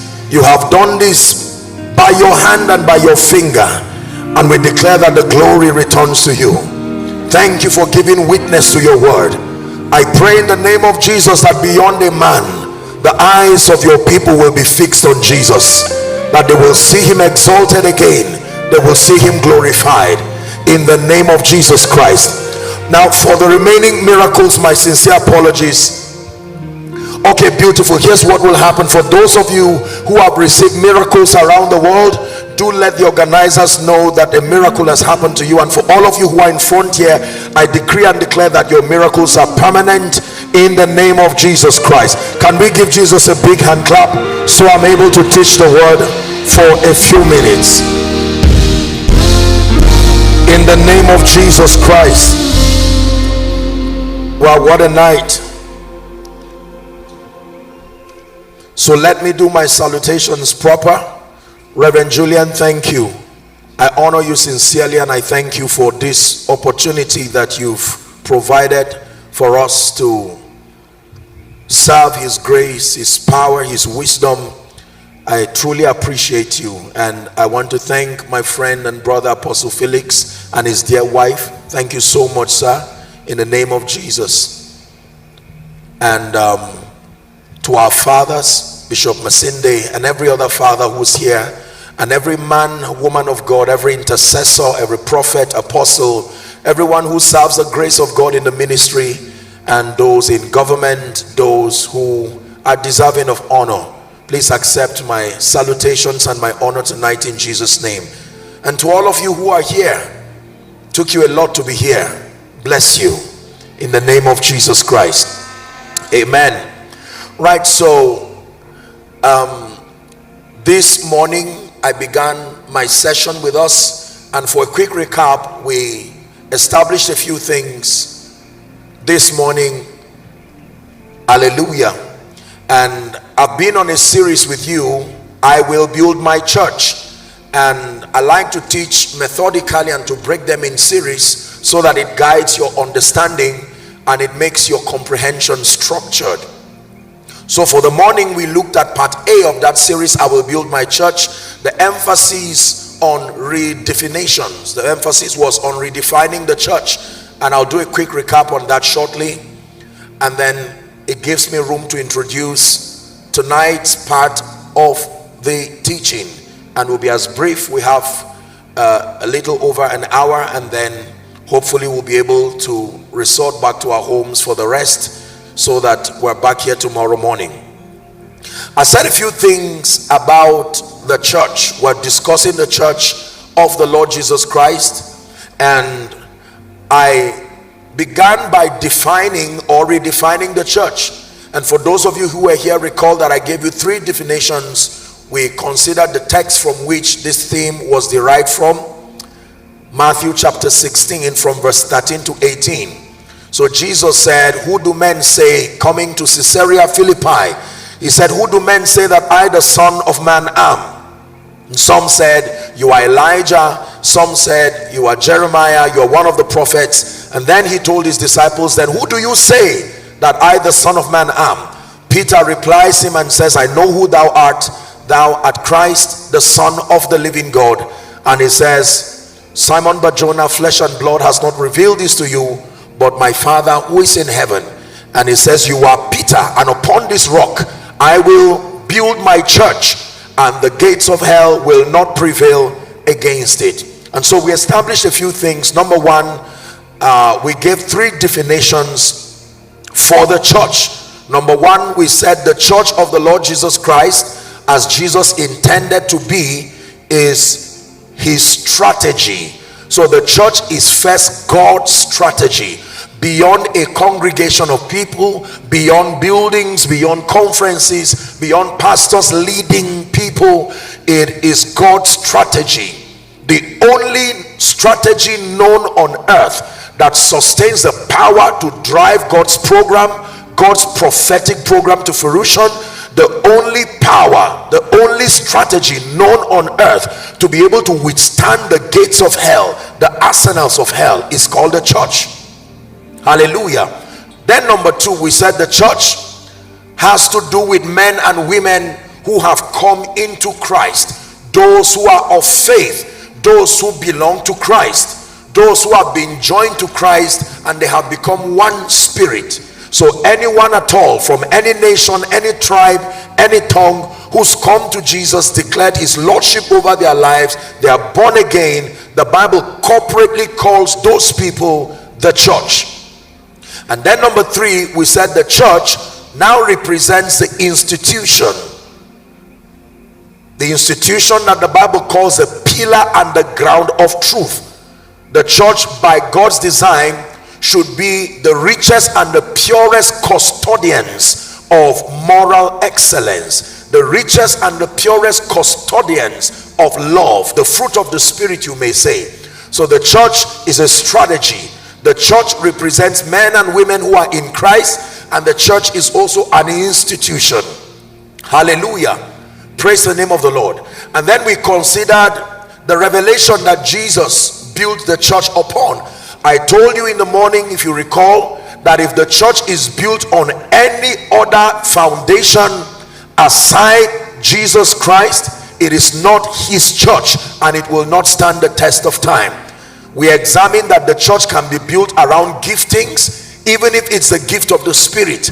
The church can be built around intelligence. The church can be built around a man of God. The church can be built around politics. None of these are worthy foundations. Jesus said, the church that I build that becomes formidable, dexterous, victorious, is the church that is built on this revelation of Jesus as Savior, as Lord, and of Christ. And we said for Jesus to be Savior means that you must have a revelation of his substitutionary sacrifice as a representation of the Father's love. The response to that revelation is that you surrender your life totally, receiving his life in exchange for yours. We call it the new birth experience, and that there are three gifts you receive when you come to Jesus, declaring his lordship. Number one, the forgiveness of sin. Number two, you are called the righteousness of God in Christ. And then number three, you receive the life of God. Number two, we now said the revelation of Jesus as Lord is a comprehension of the extent of his dominion, the extent of his power. We considered for a scripture to back that point, First Chronicles chapter 29 and verse 11 and then 12. It was a declaration of the might and the majesty of God and then of Jesus. Hallelujah. We said that he's been exalted and given a name, the Bible declares, that is above every other name, of things in heaven, of things in the earth, of things under the earth. And that when you have a revelation of the lordship of Jesus, number one, Bible faith is built, fear dies. Now you are confident enough, because the one who owns the heavens and the earth is the one who backs you. And regardless what sentiments that your background or whatever it is has brought to your life, the revelation of Jesus as Lord becomes for you an equalizer to rise, to thrive, to excel, and to dominate in life. Are we together? And I furthermore said the revelation of Jesus as Lord compels you now to worship him. You don't worship the Savior. You receive the gift that the Savior brings, but you worship the Lord. The Lord. The Lord, the one who is the owner. The Bible says the earth is the Lord. The earth is the Lord and its fullness the worlds and all they that dwell therein. Hallelujah.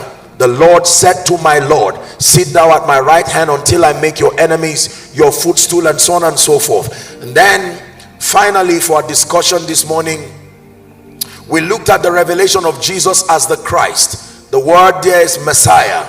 It revealed his divinity, how that even though he appeared in human flesh, he was not flesh at all. He was in every way God, and he was united with the Father. He represented the power of the Godhead. And I told you that that revelation introduces to your life the ministry of the Holy Spirit. That's the revelation that turns ordinary men to signs and wonders. That although you are frail, trapped in this mortal body, but if you understand Jesus as the Christ, the Holy Spirit comes to bear witness to that revelation and turns you to a sign and a wonder, like we witnessed tonight. Are you ready for part 2 now? Amen and amen.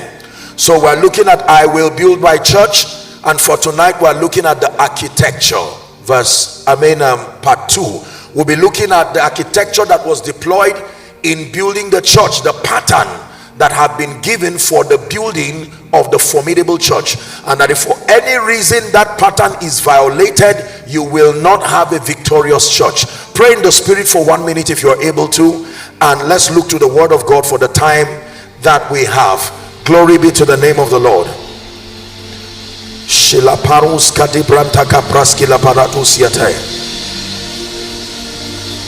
In Jesus' matchless name we have prayed. For a text tonight, let's look at Hebrews chapter 3. I'll begin my reading from verse 1 and we'll end at verse 4. Media, help us. Hebrews chapter 3. I begin at verse 1, then we end at verse 4. It says, wherefore, holy brethren, partakers of the heavenly calling, it says, consider the apostle and high priest of our profession, Christ Jesus, who was faithful to him that appointed him, as also Moses was faithful in all his house. Verse 3, it says, for this man was counted worthy of more glory than Moses, inasmuch as he who had builded the house had more honor than the house. Then he says, for every house is built by some man, but he that builded all things is God. The Lord bless the reading of his word in Jesus' name. So Jesus talks about building. By that statement, he admits that he's a builder, that he builds. And I made an illustration in the morning that if you travel around the nations of the earth, you find very formidable buildings. I mean, buildings that sometimes would baffle your mind. You'll wonder that someone was able to conceive such ideas and to raise from ground up to whatever distance very formidable, dexterous buildings. Now Jesus is talking about building the church, and I told us that there is an architecture, there's a formula that Jesus intended for the church to be built by, and he left us with an assurance that if we walk in keeping with that pattern, with that architecture, then there was a guarantee that the church will be so victorious the gates of hell would not prevail against it. Now for a revelation, I want you to write this. God builds the church through men. Please write that down. Simple but profound statement.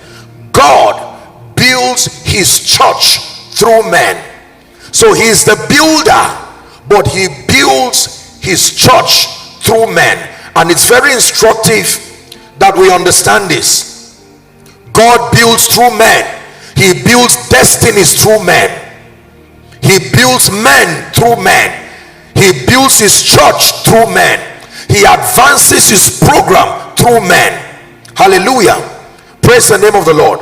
Now here's what happens. When God wants to build his church in a nation, in a territory, the first thing he does is to focus on building the men that he will use to build the church. Did you get that now? So in building the church, the pattern is first to focus on the men that he will use to build the church. The church of the Lord Jesus Christ in any territory is at the mercy of the men who the Bible calls wise master builders. Hallelujah. It was Paul who was speaking, and we'll go there shortly. The Bible lets us know that this project of building the church, although it was and is God's initiative, although it was and is God's idea, the technology for achieving that dream, that goal, is that God must find first a people, not many, but a people who he will build by his spirit, then empower them to now build the church. So the church in Kenya is as powerful as the strength of the master builders, the men and women who are used by God and are being used by God, and there are a number of them here and across your nation. Wonderful people who love Jesus. Are we together now? The church of the Lord Jesus Christ will never be built to become of stature and to become a victorious entity if the men who will build the church are not available or are not worked on by God. So again, God builds through men. Say that after me. God builds through men. That's not all of you. Let's try it again. God builds through men. Number two, that in seeking to build a formidable church across a territory, across a region, across a continent, the first port of call is that God, by the election of grace and by his predeterminate counsel, also by the alignment and the availability of the vessels, he finds himself a people. Sometimes it could be a man, sometimes it could be a family, sometimes it could be a group of people, and then he begins to walk upon them. Until the builders are ready, the building cannot be ready. The building of the church is at the mercy of the builders. They must understand his blueprint. They must understand his architecture. Are we together now? Praise the name of the Lord. Now let's go to 1 Corinthians, please, very quickly. 1 Corinthians. Glory be to Jesus. Glory be to Jesus.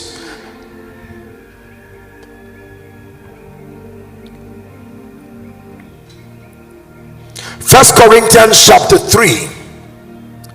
For sake of time, I will just jump to verse 9 and 10. Well, look, really, let's look at verse 1. It's a long read, but just be patient with me. It's important you get the context. And I, brethren, could not speak to you as unto spiritual, but as unto carnal, even as babes in Christ. Verse 2. It says, I have fed you with milk. Now notice, who was he feeding? Men. It was not just God that fed them with milk. He intended for them to grow, but he needed a man. In this case, he had found the man Paul. He had walked upon Paul. Paul had become a builder, a wise one at that. Are we together? And so he's saying, I have fed you with milk and not with meat. For hitherto ye were not able to bear it, neither are ye able to bear it now. For ye are carnal, whereas there are among you envyings and strife and divisions. Are ye not carnal, and do you not walk as men? Verse 4, it says, for while one said, I'm of Paul and of Apollos, are you not carnal? Who then is Paul? Now watch this. Who then is Apollos? It said, but ministers by whom ye believed, even as the Lord gave to every man. I have planted, Apollos watered, but God gave the increase. So then neither is the one who planted anything, neither is he that watered anything, but God that gives the increase. Now he introduces a very serious talk. He says, he that planted and he that watered are one, and every man shall receive his own reward according to his own labor. Then he says, for we are laborers together. I like that. We are laborers together with God. I will build my church, but I will build in partnership with laborers. We are laborers together with God. Ye are God's husbandry, ye are God's building. Then he says, according to the grace of God which is given unto me, watch this, as a wise master builder. He introduces a very interesting concept. Paul calls himself not just an apostle, not just a believer, not just a witness. With respect to the church, he calls himself a wise master builder. He says, I have laid the foundation and another buildeth, but let every man take heed how he buildeth thereupon. We can stop for a moment. So God builds through men. God will build Kenya through men. He will build his church in Kenya through men. Are we together? As mighty as God is, he depends on men. Two kinds. Number one, the men who will now build the church. They are part of the church, but because of the uniqueness of their assignment, they are isolated and worked upon, pruned, purified, and then given access to the blueprint, the architecture, the pattern, the formula for building the church. Then they are empowered and commissioned to now go and begin to build a church. You call them men of God for some, you call them intercessors for some, you call them apostles for some. Are we together? You call them leaders for some, you call them teachers or teaching priests. Regardless what you call them, that's their assignment, to be master builders. But Paul says something very interesting, and whilst this is for everyone, now allow me for a few minutes to talk particularly to the men and the women of God. Paul says that everyone is allowed to be a builder, provided you desire to serve the purposes of God, but that you can be like the virgins, a foolish master builder or a wise master builder, and that what makes you a wise master builder is the degree to which you conform to God's architecture. Are we together now? Yes. While I drove around your city earlier this afternoon, I saw very beautiful buildings, and some of them you'd see them in rows and they literally look exactly the same. You know why? Because it was the same architecture that produced the buildings.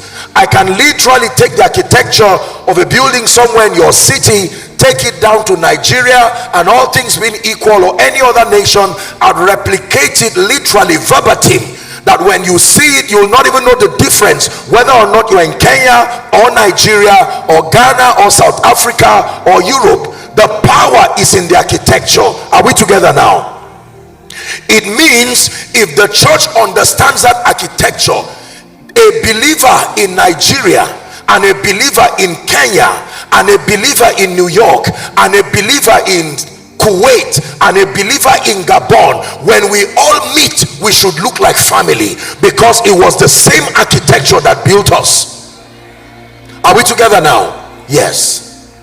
So if a believer in Kenya looks so different from a believer in South Africa, looks so different spiritually speaking from a believer in Nigeria, from a believer in Europe, from a believer in America, it means someone has tampered with God's architecture.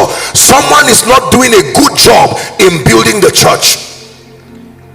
And as you hear me speak, with all due respect to men of God, this will call for some chiselings, some renovations, and quite honestly, for others, it will have to take a total demolishing so that there be a rebuilding again of a formidable and a dexterous church. You understand me so far? Shout amen.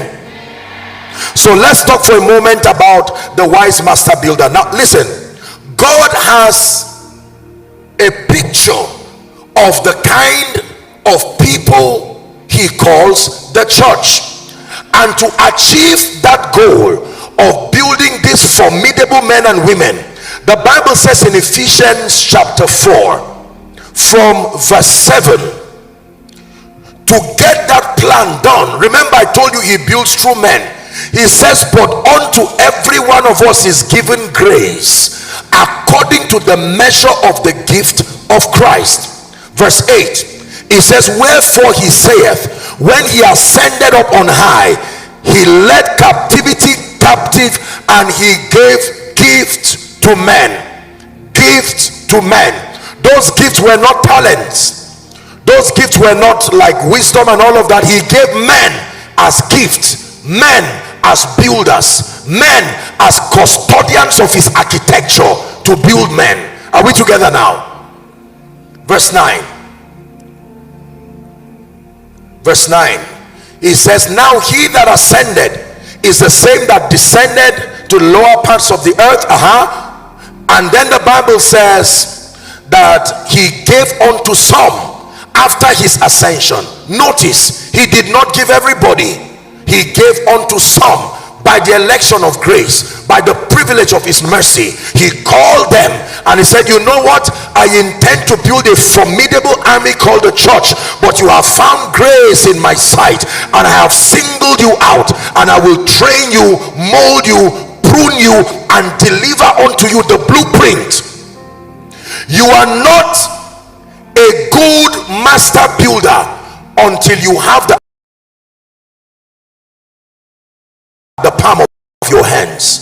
You will not be able to build people to God's standard until you can receive the blueprint from him. Let's finish up that scripture.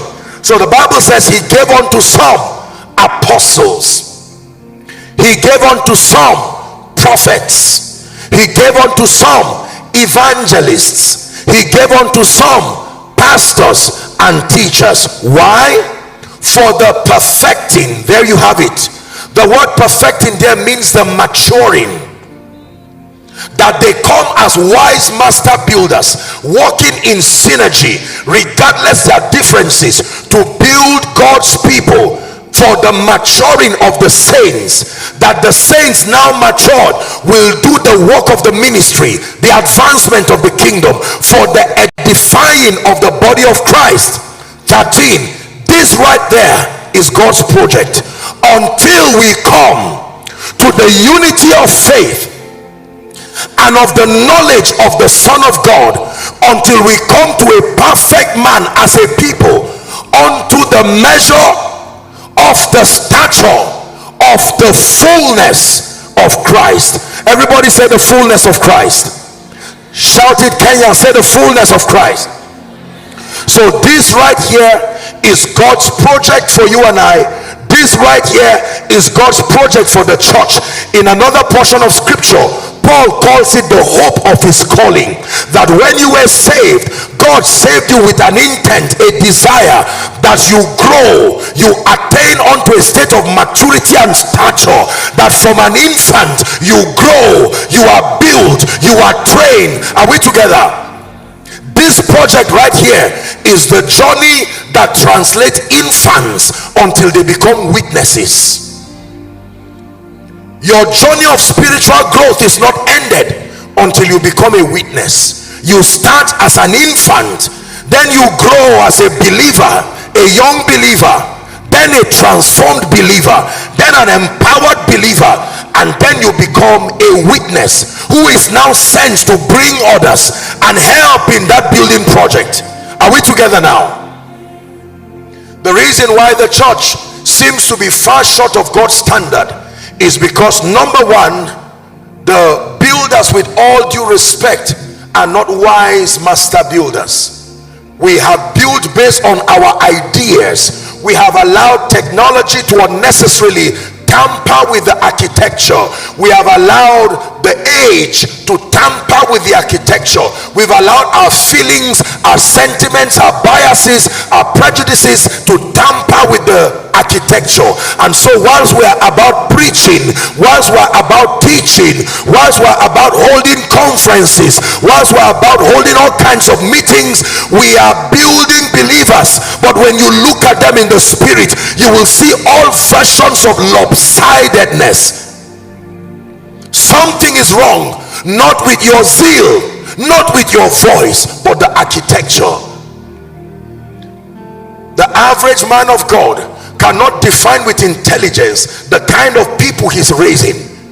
Whilst we shout amen, there's hardly maturity. Whilst we sing and dance and cry and jump and do every other thing in between, when you probe the average believer, you do not find maturity and stature, and it bleeds the heart of the Father. And that's why he set up this national convergence, again, to challenge Kenya, that in as much as you have done well, there is still an expectation.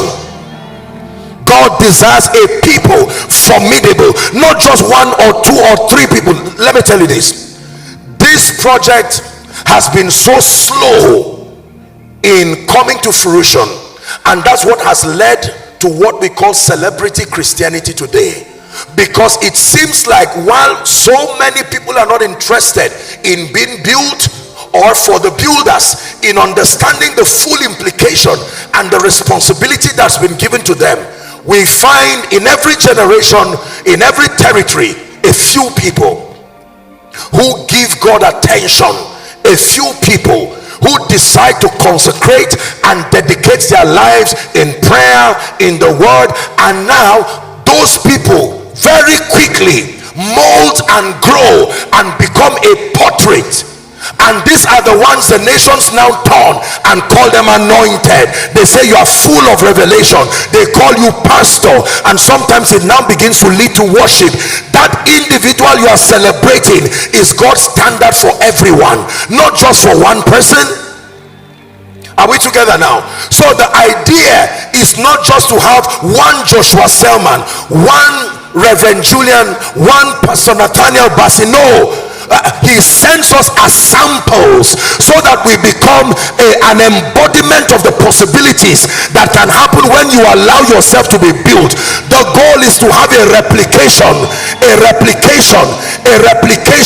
We should have many Reverend Julians. We should have many Apostle Joshua Selmans, better versions, superior versions. Is someone following now? I'll tell you this. The pressure that is on these few individuals across the globe and across the African space. Sometimes we call them celebrities, sometimes we call them great men of God, great worshippers, great prophets, great apostles and evangelists. I'll tell you why many times men of God particularly do not last. The reason is because most times the attention shifts from the building to celebrating the dexterity of one living stone, one stone that has allowed himself or herself to be so furnished. God allows it to be a portrait to other people to show them what they can become. But sometimes we become distracted, and while celebrating and over celebrating one successful member of the body, we do that to the hurt of the individual and to the hurt of the body. Hallelujah.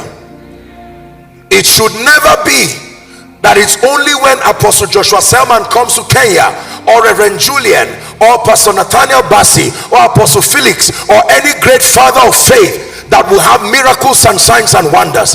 It may start from us, but it should spill to the church, that you can go to the mall and say, look, Apostle is not here, but I am part of that building. What is it that you need? Same blood, same Holy Spirit, same Jesus. You can minister to them. You see, you make the work easy for us when you grow.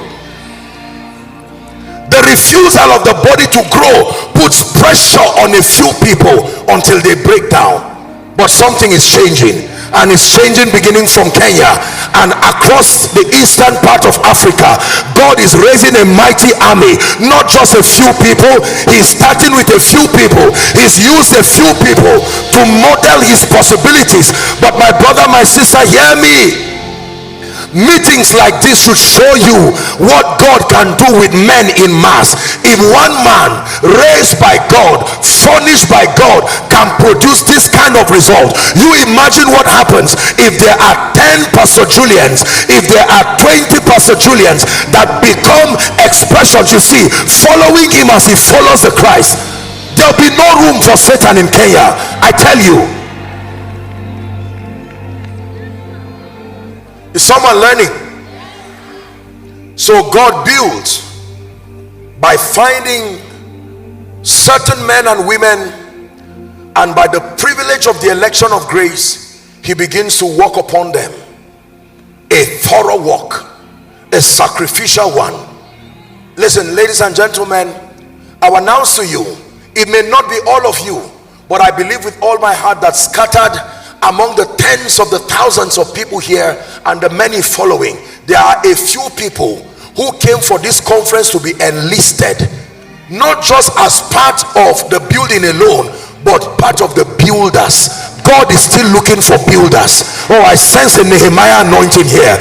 God is still looking for builders. And hear me, ladies and gentlemen, We're not just talking of builders on pulpit. We're talking of those who will model kingdom wealth, that God will raise a man to embody his possibility in that area. God will raise a man to embody the apostolic. God will raise a man to embody the intercessory ministry, and then use those men as patterns and say, Kenya, body of Christ, this is what you can become if you submit to the wisdom that has produced this man. Lift your hands in 1 minute and say, Father, use me. Go ahead, I'm available. I'm available. Use me for your glory. Someone is praying passionately, praying desperately in the name of Jesus Christ.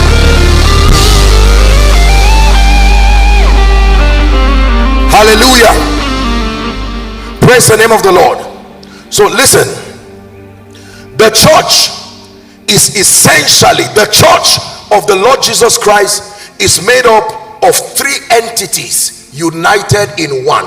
Please do not forget this. The church of the Lord Jesus Christ is composed of three entities united in one. Number one, Christ himself. The Bible calls him the head of the church, and also he doubles as the chief cornerstone. I like that. He is both the head and the chief cornerstone. Another way of putting it is that he's Alpha and he's Omega.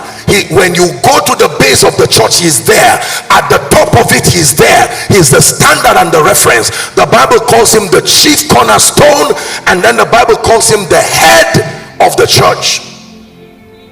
Are we together? Then number two, the church is composed of the wise master builders. The men, the women, I don't like to call them men and women of God because that limits their operation to the pulpit. Hallelujah. There are men and women who have been so elected by the predeterminate counsel of God. I call them patterns. I call them models. These are men who have been selected by God's wisdom as a sample, the same way he selected the 12. Are we together? The goal was not for the church to be limited to the 12, but in trying to birth that glorious church, he started with 12 men. He mentored them, he rebuked them, he corrected them, he showed them love, he met them in secret, he met them in the open, he met them as individuals, he met them in groups, and then he now mandated them. Peter was a person who preached a sermon that brought 3,000. And then the apostolic community, they began to grow. They became an exceeding great army, and today we have billions of people across the globe, and many others who've gone before us, and many others who will come if Christ tarries after we are long gone, who continue to hold this banner of righteousness and frontier God's program. The church is made up of, number one, Christ himself, the head of the church and the chief cornerstone. Number two, the church is made up of these individuals who have been so called by God as builders. We call them wise master builders. And ladies and gentlemen, that's the reason why we handle the word of God with such sense of responsibility, because although we are part of the church by the privilege of the election of grace, we've been uniquely called out, and we've been given the mandate to disciple nations, the mandate to help people. That's why we travel from region to region. Reverend Julian, your pastor, your father, is a wise master builder. That's the reason why God could put a burden and leave him with that burden to navigate through wisdom and the help of the Spirit to be able to put forth Rhema feast. This has become an apostolic convergence where believers can be mentored on account of the efficiency of his witness. Now you are hearing the word, now you are receiving the impartation. Someday God will also give you an assignment to organize your own meeting, to organize your own prayer meeting. Some of you, that vision will come from these meetings and a burden will come to your heart. Now it means you have stayed with God. Now listen. There are many people who want to become part of the builders without the training of the builders. Now please listen, you have to get this. The reason why there is a gross corruption in the architecture of the church in Africa, I say that with all due respect, as one who is the son of the soil, I'll tell you this: there are many people who want to be builders, but they do not want to submit to the training that delivers the architecture of a wise master builder. Just because you have the money to set up a building does not make you a builder. There is an accreditation, there is a vetting system in the spirit. It takes more than desire, albeit is a product of grace, but make no mistakes about it, that grace will submit you through seasons of training and pruning. The flaw in priesthood, the challenge that has plagued Africa and for many years presented the church in Africa in a bad light. Some of the sad and the terrible testimonies that we've had to manage around the church, with all due respect, and now I'm a firm lover of the body of Christ, so when I speak like this, is with no sentiments at all. It's a desire to help mature the body. When you find that there's prayerlessness, somebody did not do his work well in raising people. When you find that there's no passion for God's word, someone who is a builder perhaps did not stay with the Holy Ghost to be made well, to be trained well. You see, as builders, if you don't stay, you will transfer your limitation to those who are connected to you. I cannot, as a prayerless man of God, produce a prayerful people. No, sir. There's no basis for that transference of the grace, because it's not there. If I'm a lazy man of God, I cannot raise a robust, hard-working people. Hallelujah. So the state of the church in any nation is a reflection of the kind, the quality, the dexterity or otherwise of the builders who are available.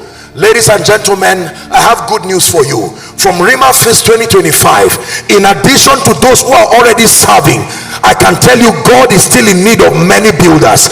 And so before I talk about that building, let me focus on the builders tonight. I'm telling you, this is a clarion call. I'm speaking to a brother, I'm speaking to a sister.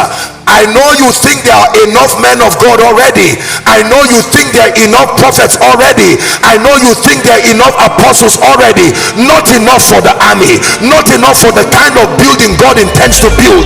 He's sending others, he's raising you, he's anointing you. That's why you've been having the dreams you're having. That's why you've received the prophetic word you're receiving. That's why you feel the anointing and you can't explain. That's why you want to be alone. You are not depressed. You are being carried by God, carried by the wings of the Spirit. Help that lady. Are we together? God is in need of builders. Kenya, God is in need of builders.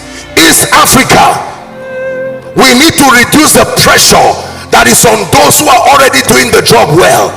You can hardly find dexterously built people across certain regions. Maybe just a handful. With all due respect, that's not a good testimony. We must pray that the Lord of the harvest, that he will raise other builders in the name of Jesus, that greater apostles, greater than Joshua Selman, will arise from the east of Africa.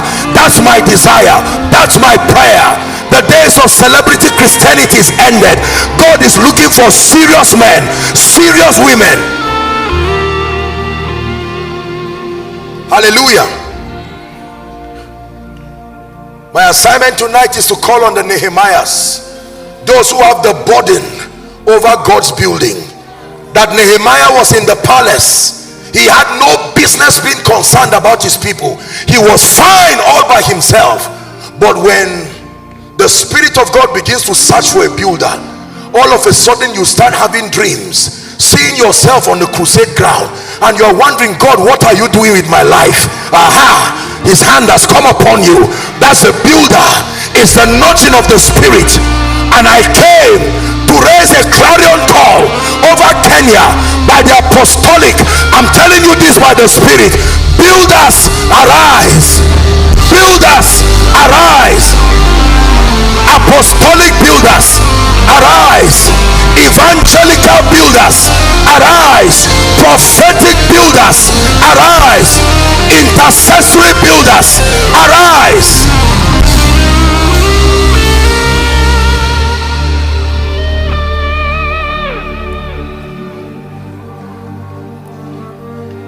When God is ready to make you a builder, here's what happens to you. You receive, you manifest his power and his wisdom. You receive and you manifest his power and his wisdom. You receive, you manifest his power and his wisdom.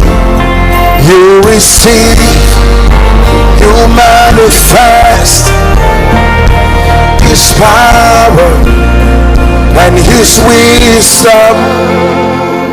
Listen,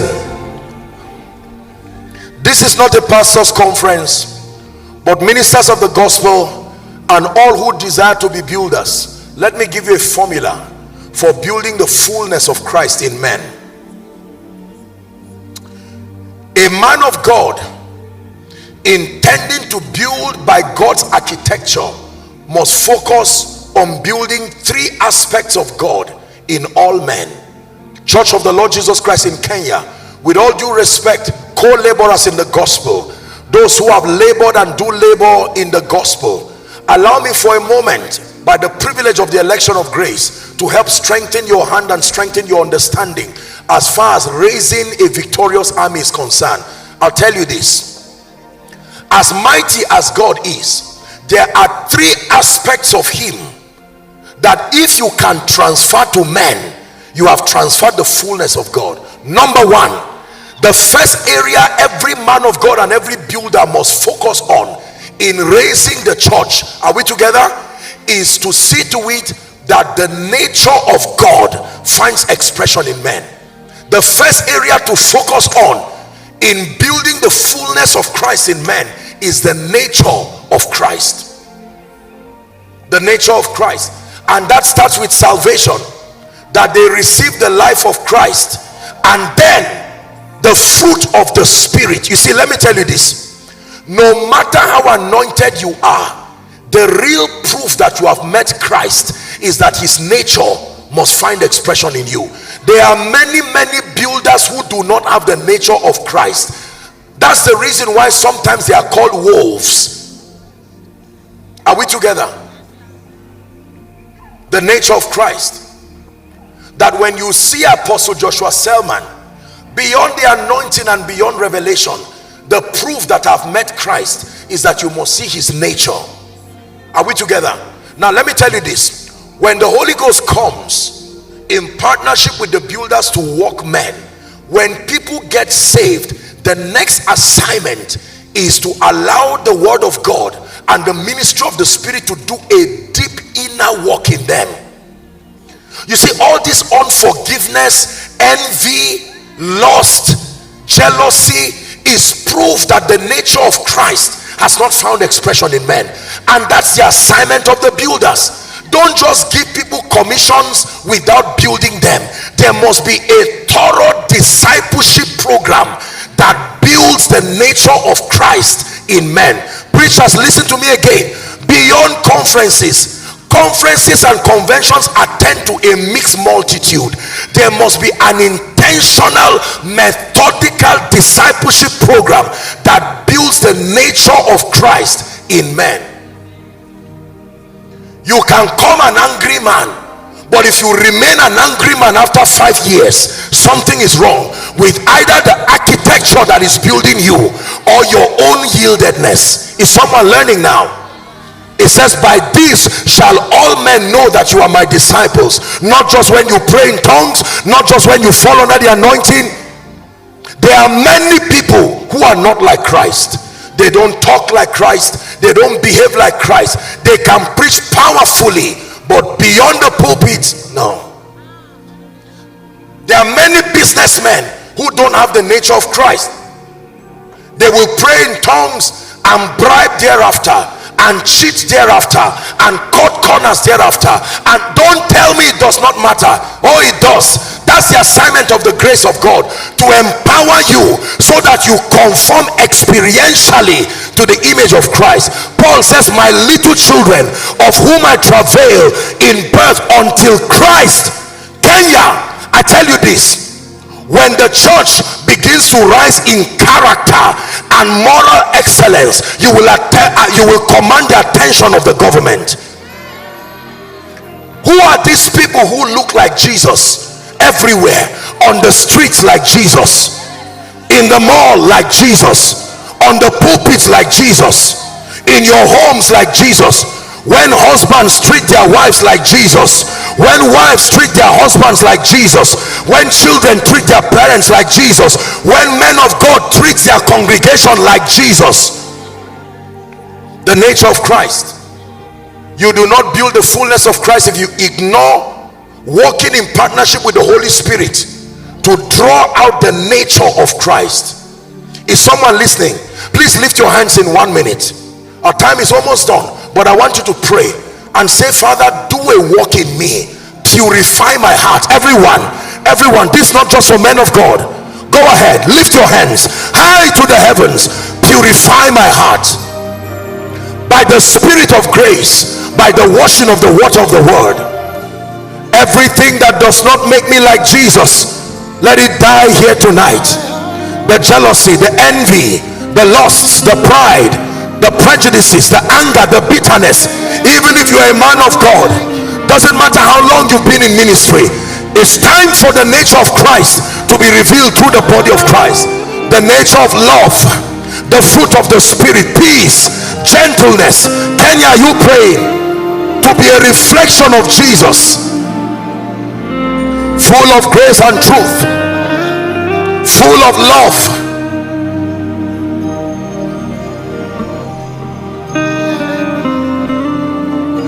Hallelujah. So shout loud and clear, say the nature of Jesus.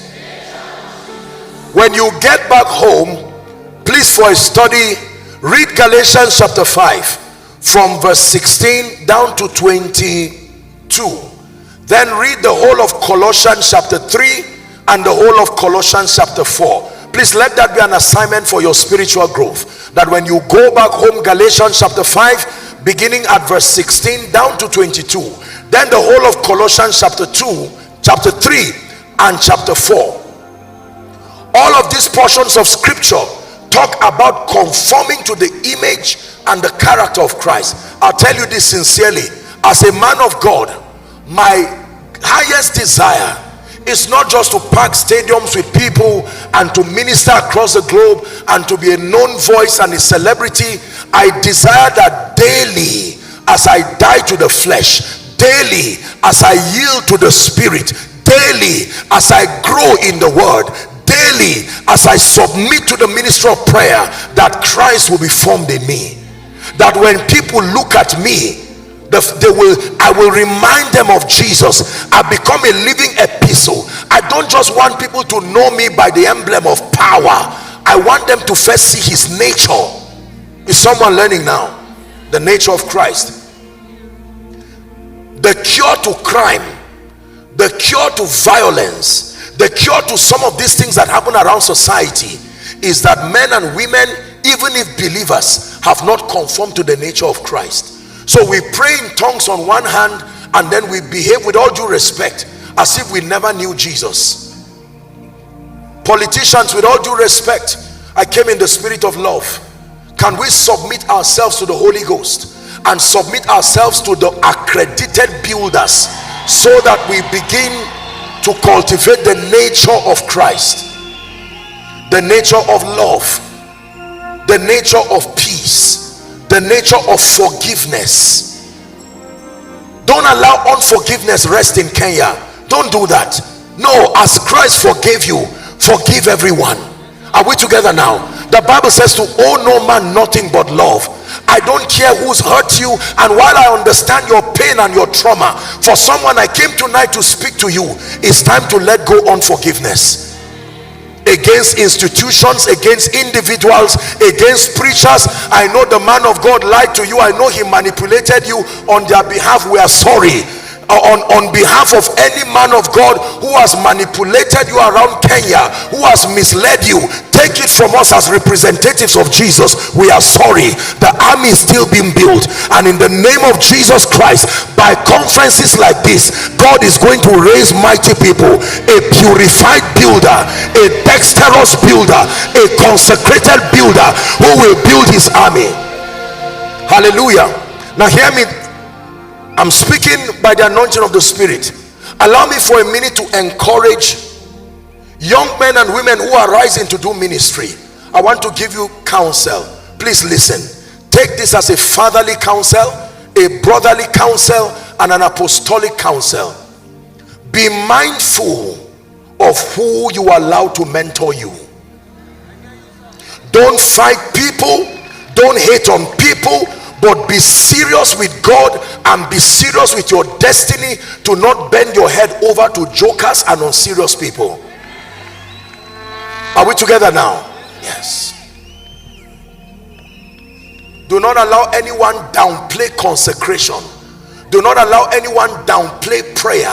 Do not allow anyone downplay the word of God. Do not allow anyone downplay character. No, don't allow that. And I'm praying sincerely from my heart that for our brothers and sisters across the globe and perhaps the African space who found themselves falling out of the way of dexterity and consecration, it's our prayer that the Lord will begin to minister to them and bring them back to a place where they allow themselves to be cleaned and purified like Joshua the high priest, where that dirty garment is taken away, and by the mercy of God they are derobed of all those things that bring shame to the body of Christ, that there will be an emergence of new priesthood purified by the bride of God, the power of God as a bride of Christ, that when a man of God says I'm a man of God, you know he's a man of God indeed, not just a joker, not just a manipulator on the pulpit. Hallelujah. But I'll say this: once we trust God to bring redemption, never become part of the campaign that tears down pastors. Never become part of the campaign that tears down your men of God. There is a course that follows fighting priesthood. Honor your fathers in Kenya. Young ministers, you may seem to be better than them, but honor the fathers in Kenya. Every father who served the Lord in integrity and loved the Lord, some of them served him before you were born, they are deserving of your honor. Whether you are their members or not, when you see them anywhere, honor them, so that a generation does not arise that becomes cursed. Celebrate Jesus if you believe everything I've said.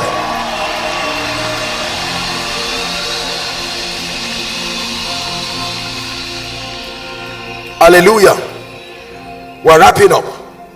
So the first area to focus on in building men is the nature of Christ. Number two, the wisdom of Christ. Now I'll tell you this. I took out time to talk a bit about character inconsistencies, but I have seen in this body of Christ across particularly the continent of Africa, allow me the bias of zooming to our continent, there are many people who have the character of Christ, but they have not been taught that the character of Christ alone does not reflect the fullness of Christ. So we have people who will not steal, they will not kill, they love God, but they do not have the wisdom to build anything, not even men. Being sincere is important, but it's not enough. You need wisdom. The Bible says wisdom is a principal thing. Wisdom here talks of an aggregate of the word of God, the mysteries of the kingdom that empower believers, kingdom functionaries, to manifest the glory of God. Part of the assignment of the church is to reveal the wisdom of Christ. Ephesians 3:10, to the intent that now unto principalities and powers might be made known by the church, the ecclesia, the manifold multi-layered wisdom of God. The church in Kenya, don't just be a people of character, be people who will manifest the wisdom of God. Let me see his wisdom in education, let me see his wisdom in politics. Are we together now? Don't just pray in tongues and fall under the anointing and roll and get up and not change society. Import the riches that come from your prayer life. Import the wisdom that comes from your prayer life. Restore that king priest formation. Don't just be a priest, you are also a king. It takes more than sincerity for kings to reign. They reign by wisdom. The Bible says wisdom is a principal thing. It says, by me kings reign and princes rule. Hear me. A generation that ignores the wisdom of God is a generation that will remain beggarly forever. You will not be able to attain unto that kingdom influence to legislate on behalf of heaven. Lay your hands on your head in 1 minute and ask the Lord to impart afresh a baptism of wisdom. Go ahead. Wisdom that will build corporations in Kenya. Wisdom that will fix the problems of perhaps power, water. Wisdom that will translate into medical research that will cure cancer, that will cure HIV, that will cure these deadly diseases. Let's not just pray and fast, fall under the anointing, and have our churches full of people who are sincere but not contributors to nation building.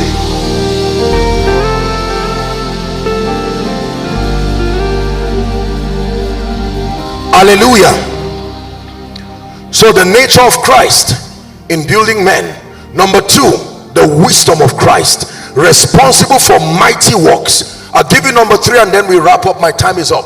Number 3 is called the power of Christ. So there must be a manifestation of the nature, the character of Christ, the wisdom of Christ that builds systems that are transgenerational. That the educational system in Kenya will never fall, that it will keep growing higher and higher. Are we together? That someone by the Spirit will formulate a policy in government, in science, in tech, that will do something that will revolutionize Africa. Who believes that? Some of you, by the Spirit of God, in the place of prayer, you will tap into the wisdom of God and come up with a security solution that will be used by the entire military system in Africa. I tell you this by the Spirit.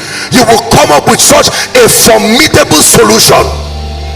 Thank God for the input of the West and other regions of the world. But can I tell you, we are in the season where the grace of God is coming upon the African soil, and indigenous people will arise with creativity, witty inventions. Do you believe that? We had the honor of visiting the project that is ongoing, beautiful project, the housing project, and a number of other projects around. And I mean, I could see the wisdom of God, the creativity, coming up with thousands of affordable houses for people in Kenya. I think that is worth your applause. I really think it's worth your applause. Hallelujah. Praise the Lord. Somebody here, let me prophesy. By the wisdom of God, you will build a farm that will feed the entire East Africa. I'm telling you this by the Spirit. You will build farms with zero waste, green farms that will literally feed nations, that the government will call you. You will sit with the great as a believer. Listen, every time you go to God in the place of prayer, expect to access wisdom, but that wisdom must translate into products and services that make society better. I'll leave that for tomorrow. Don't miss tomorrow's session. I will be giving you 9 pillars that if missing in the church, you can never have a victorious church. Never. There are 9 pillars. 9 pillars. So the power of God, ladies and gentlemen, wisdom is powerful, but when demons attack you, when yokes and curses raise their arsenals against you, you need more than wisdom. You need power. Someone shout power. Psalm 66 and verse 3. Say unto God, how terrible art thou in thy works. It says it is through the greatness of thy power. Are we together? That the enemies submit themselves to you. It takes power to ward off the arsenals of hell.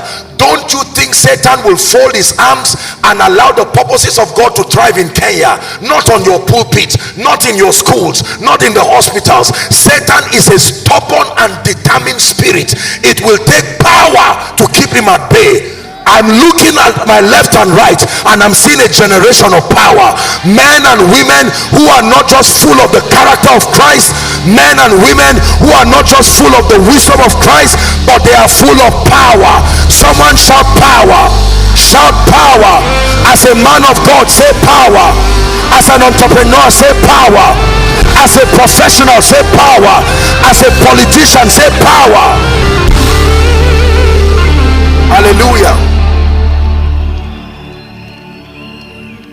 That some of you, by the power you're accessing now and will access in the course of this conference, some of you will run back home, and age-long curses and yokes that have tied your family, you will return back and say, not anymore, not anymore.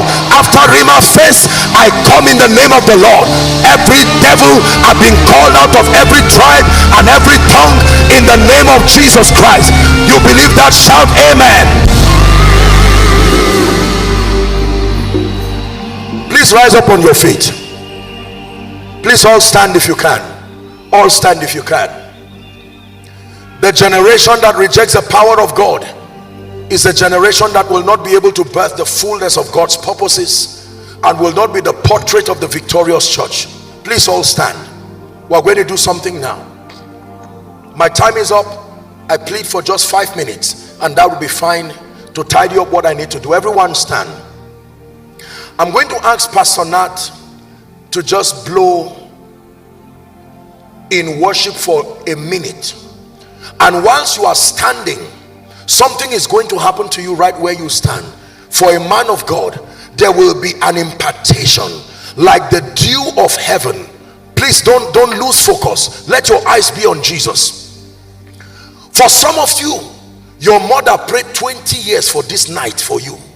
She did not go to school, but she interceded every night. Lord, raise someone to bail this family out. Tonight has come as an answered prayer. To someone, once that grace comes on you, you will begin to have visions and dreams. As a man of God, the prophetic will be quickened in you.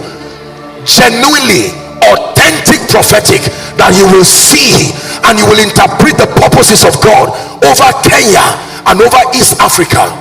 For someone, as this sound comes, is the grace that was upon Deborah. It will come upon women and produce women that are warriors, mighty indeed, powerful indeed. One woman with the strength of 10 men. For some of you, as this grace rests, it will be Nehemiah, the builder's anointing. It will come on you.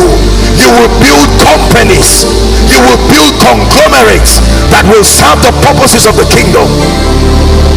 For some of you,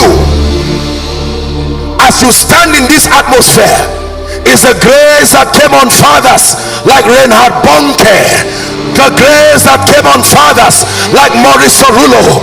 That evangelistic grace, it will rest on you and it will burn within your spirit like fire. You will take the gospel from Kenya and you will take it to the ends of the earth. For some of you, as that grace comes, you will relive the days of Daniel, a prophet with an excellent spirit,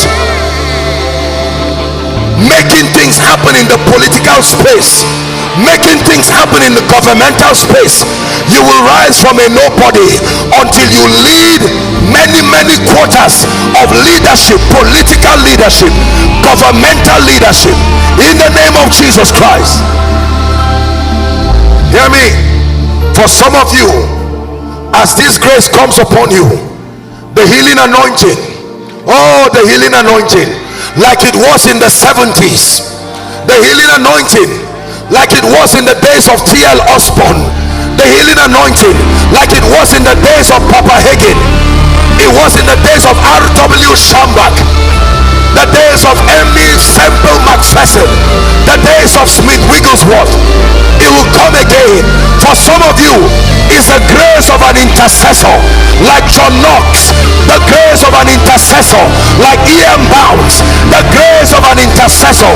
It will rest on you. You will pray God's program. You will pray God's program. You will ward off the arsenals of hell.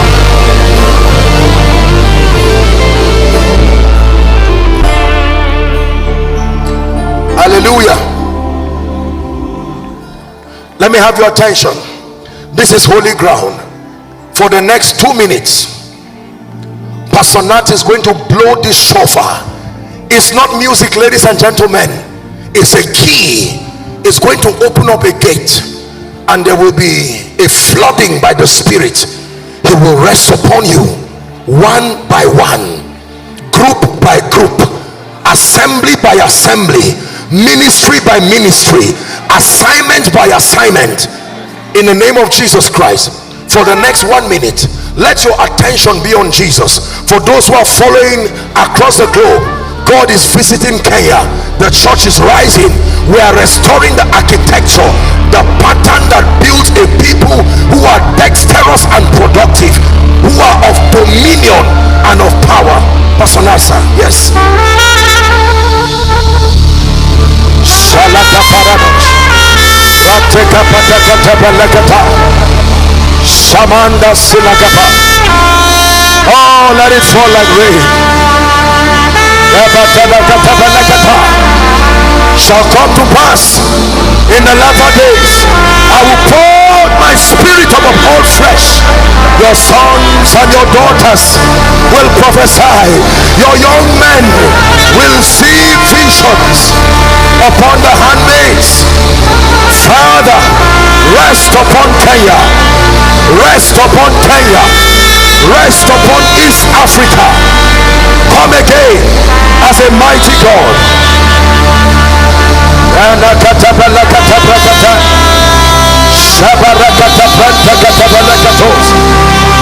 Your eyes on Jesus. Receive.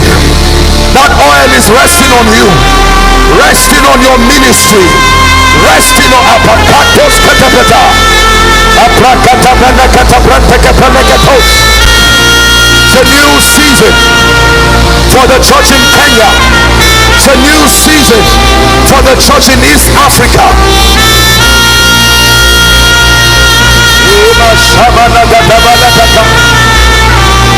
Let it rest upon you like the dew of Hammon.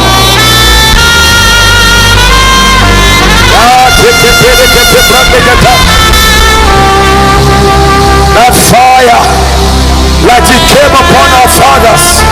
That fire, like it came upon the patriarchs. That fire, like it came upon the intercessors. That fire, like it came upon the apostles. That fire, like it came upon the prophets. Prophetic ministry without guile.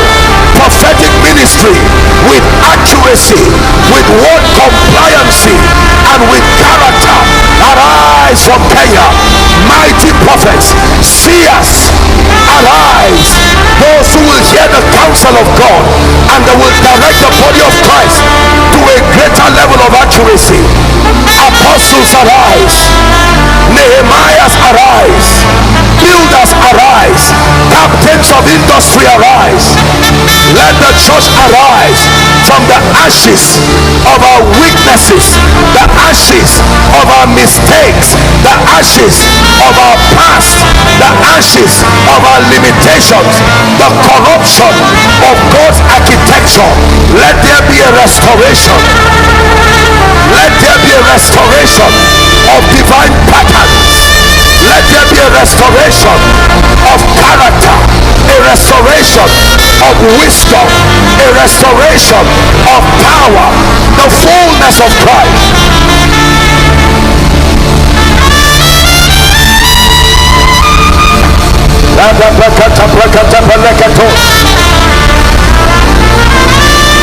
Ten more seconds, you're receiving.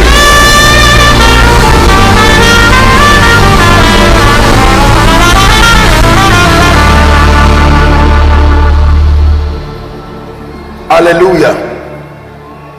Please don't be distracted. We're about to wrap up. Don't be distracted. I give you 10 seconds. This is just you and your maker. Something is resting on your life. 10 seconds. I need oil in my lamp. Let my lights never be dim. Keep me burning until the coming of the King. I receive oil in my lamp. Let my lamp never be dim. Keep me burning until the coming of the King. Keep me praying until the coming of the King. Keep me loving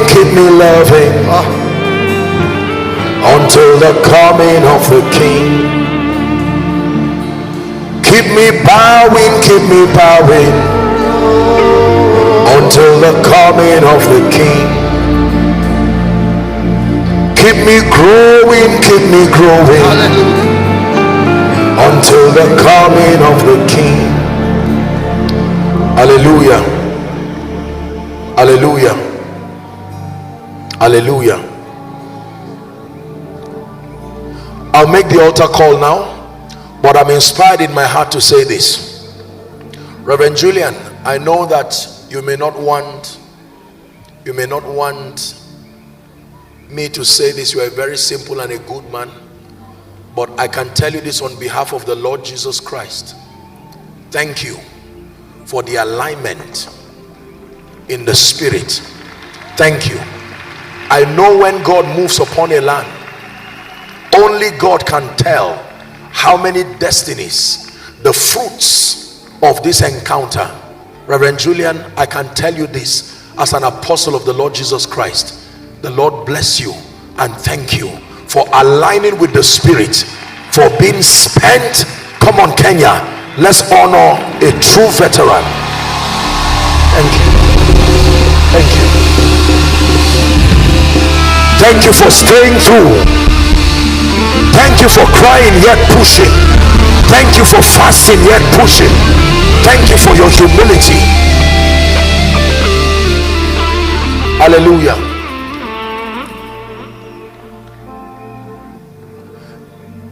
Everything in this kingdom starts with Jesus. I made an altar call and there was such a humbling turnout. In the morning, I'm about to make one as my final function for tonight. You've seen the miracles, you've heard the word. God is in need of builders. He's in need of alignment. He wants to produce a dexterous and a victorious church. If we can just help those under the anointing so that they are not trampled upon when we make the altar call. My brothers and sisters, for 1 minute, I'd like you to lend me your attention. You've heard people talk about this Jesus. For some of you, it's been a religious discussion. It's just a church thing, an advocacy by a man of God. But tonight I've come to represent Jesus to you. I've come to present him again as the way, the truth, and the life. The Bible says no man comes to the Father except by him. Listen, you have given things of lesser value your time, your attention, your commitment. Why don't you trust Jesus? Why don't you believe him? He's proven through his word. He's proven to my life. He's proven to our lives to be a faithful steward of your life and your destiny. That all who come to him, he gives them life. He builds them. He makes meaning out of their life. Jesus does not just make you a religious fanatic. He makes you a blessing to yourself, to your family, to Kenya, to East Africa, to Africa, and even to the globe. Tonight I'm not speaking to everybody, but I'm only speaking to a brother, a sister, a father, a mother, a son, a daughter who's been convicted by the Spirit. As you're standing watching me physically or by way of television, you know that the Holy Spirit is convicting you. He's telling you this is your moment. Don't lose this moment. I know there are so many people, tens of thousands of people, and it's going to take a long time for you to come from where you are. But Jesus walked that street unashamedly until he died for you. Wherever you are, like I counted 1 to 5, I give you a word of caution in advance. Please, as you come down, be mindful of the steps, be mindful of those around you. You make haste, but don't run so you don't cause a stampede to yourself or to someone else. As gentle and as coordinated as you can. I'm going to count 1 to 5 wherever you are, from the farthest of the isles. Remember, I'm not speaking to everybody. I'm only speaking to one who desires to win that war of destiny once and for all. And while we encourage them with a round of applause, wherever you are, make way to the throne. Make way, not just to the stage, but you are coming before the throne of grace. 1. Kenya celebrates salvation. Come. Look and leave, my brother, leave. Look to Jesus Christ and leave. It's recorded in his word. Hallelujah. Tis only that you look and leave. I've got a message from the Lord. Hallelujah. A message unto you I bring. Tis recorded in his word. Hallelujah. Tis only that you look and leave. Look and leave, my brother, leave. Look to Jesus and leave. Tis recorded in his word. Hallelujah. Tis only that you look and leave. 1 more minute. I'm still waiting for a determined person, coming from afar but determined to meet Jesus. Come. Come. A determined sister, one who's waving goodbye to her yesterday, waving goodbye to his yesterday, waving goodbye to weakness and sickness and pain, and you're saying, I'm ready to make it right with Jesus. Come. It's recorded in his word. Hallelujah. Tis only that you look and believe. Hallelujah. Now, just a word for those of you who are following by television. God is doing awesome things here in Kenya, Nairobi, Kenya. We're experiencing the hand of God. We're experiencing salvation in a very phenomenal way. And perhaps you are watching from across the globe, Middle East, here somewhere in Kenya, somewhere across Africa, in Europe, wherever. And on hearing me make this call, perhaps the Holy Spirit began to convict your heart. I want you to know that you can make it right with Jesus right here and right now. And as I lead these precious ones who are coming in prayer, I'd like you to join them, whether it's from your home, whether watching from your device, or just seated on a sofa watching television. Even if watching again by way of rebroadcast, it is never too late to make it right with Jesus. And when you make that declaration of faith, there is a QR code that I require that you please scan and let us know from wherever across the globe that you made this decision for Jesus, and that will usher you into a new season. You'll be followed through by counselors who have been trained, and then they'll help you so that you live a victorious Christian life. One more time, let's celebrate Jesus for these precious ones who have come. Glory to Jesus for their lives. Glory to Jesus for salvation. Amen. Our time is up. We must make this very fast. Lift your right hand for all of you who are here. Please make it high above your head as a sign of surrender to this Jesus, the lover of your soul, the one who died for you. I request that you repeat after me. For those of you who are not able to make it to the front, and yet you desire to make that decision from where you are, it's all right if you lift your hands and make that decision. Distance is no barrier. The sincerity of your heart covers for it. Say this after me as loud and as clear as you can. Say, Lord Jesus. That's not all of you. Be determined. Say, Lord Jesus, I love you with all my heart. I believe you are the Son of God. I believe you died for my sin. I believe you rose again for my justification. Right now, I receive your life into my spirit. I declare that the power of sin, of Satan, of hell, and of the grave is broken over my life. I declare that I'm a child of God. From tonight, I live for Jesus all the days of my life. I'm the righteousness of God in Christ Jesus, and I go forward ever and backward never. Amen and amen. Keep your beautiful hands high while I pray for you. Heavenly Father, thank you so much on behalf of the leadership and the organizers of this beautiful conference that's now a crusade.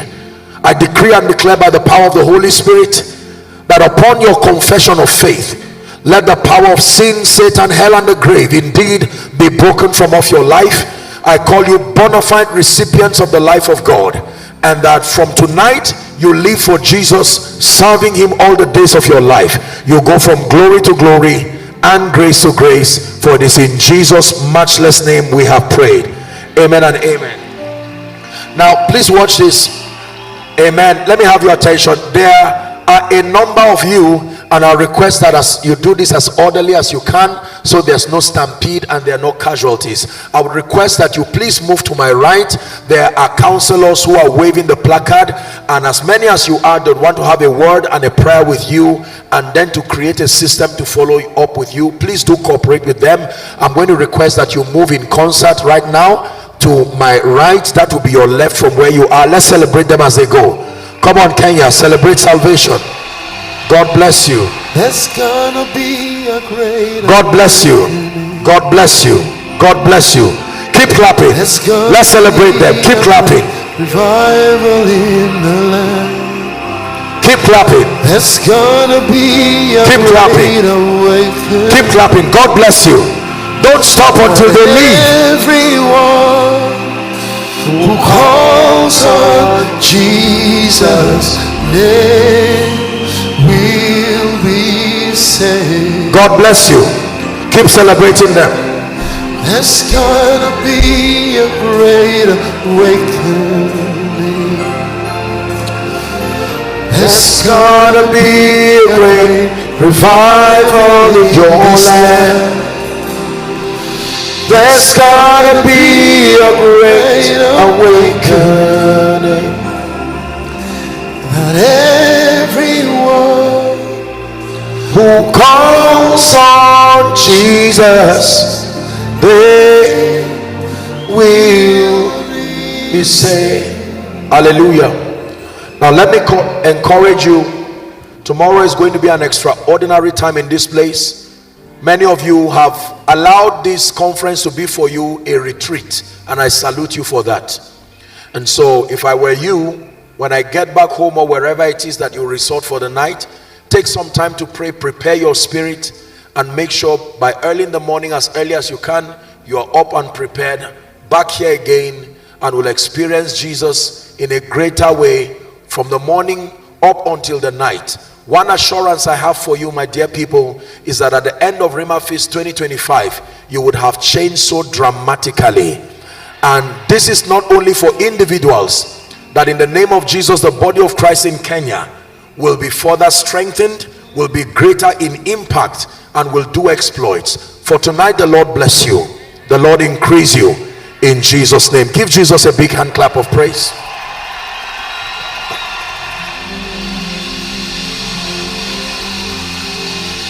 Keep clapping, keep clapping, keep clapping. Celebrate Jesus.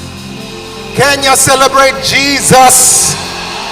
He is worthy of our praise. Celebrate him. Hallelujah. Hallelujah. Amen. Amen. Amen.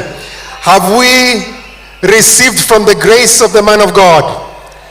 Are we excited? Can we tell the Lord Jesus, Asante Sana? In the way you can do it, say Asante Sana. So real quick, tomorrow is day 5, and tomorrow is the final day of Rhema Feast 2025. Tomorrow, yes, celebrate.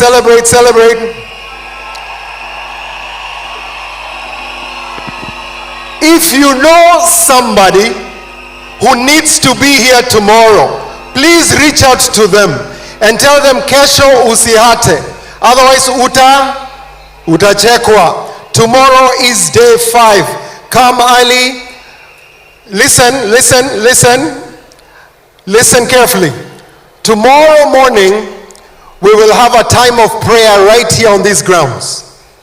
A time of, as we are anticipating what God is going to do in the rest of the day. So tomorrow, come prepared. There will be prayer that will begin here from early.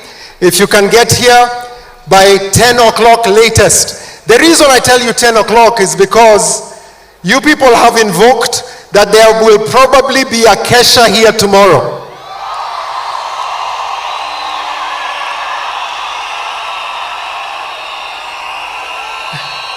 If you are excited about the kesha, I can't hear you. All right. Some of the speakers that we will listen to tomorrow include, and are not limited to, Apostle Felix Okor. Tomorrow, Pastor Nathaniel will be back here. The convener of Rhema Feast, the Reverend Dr. Julian Chula, will be here. And again, by God's grace, the Apostle Joshua Selman will be back here tomorrow. In Jesus' mighty name. Now, we've had questions about this business summit. And the organizers have said there are very few slots left. Very few. If you know about the business summit, it is tomorrow morning, right here.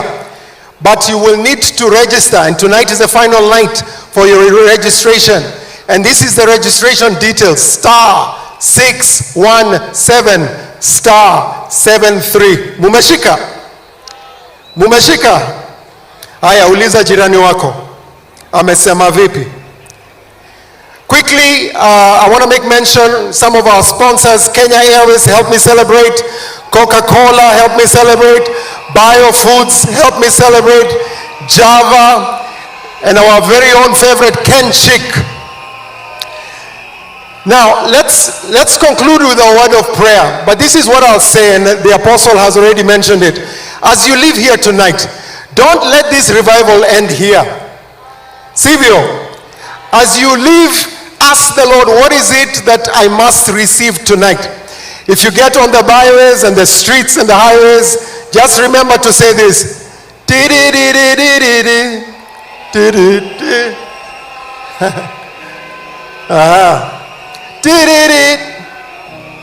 All right. Let us conclude with a word of prayer. Father, in the name of Jesus, we thank you and we bless you. Rhema Feast is blessed. We are blessed. We have been called to be builders, master builders with you. Father, we pray that these master builders who have received this word today will leave this place transformed, changed. Destinies are forever never gonna be the same again. Father, as they live here tonight, may every one of them have an encounter with the Holy Ghost. Father, you have been faithful. You've given us great weather all week. And Lord, we know that even as we come to a conclusion tomorrow, it is not a conclusion of your move in our lives. Father, we thank you, we bless you. Thank you for protection. Thank you for no accident or incidents tonight. Everyone shall get to their place without any harm and without any danger. We thank you, Lord Jesus. Holy Spirit, take control of our lives in the mighty name of Jesus. And the church said, we will see you bright and early. God bless you.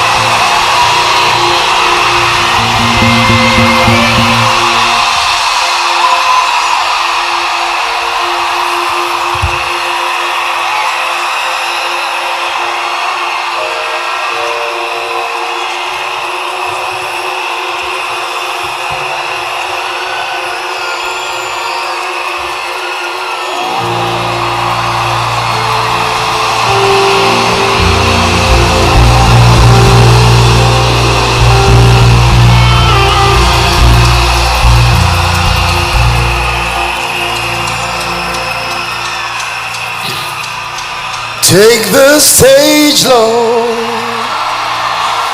and have your way. I'm just a vessel and nothing more. When you're done, please take the glory.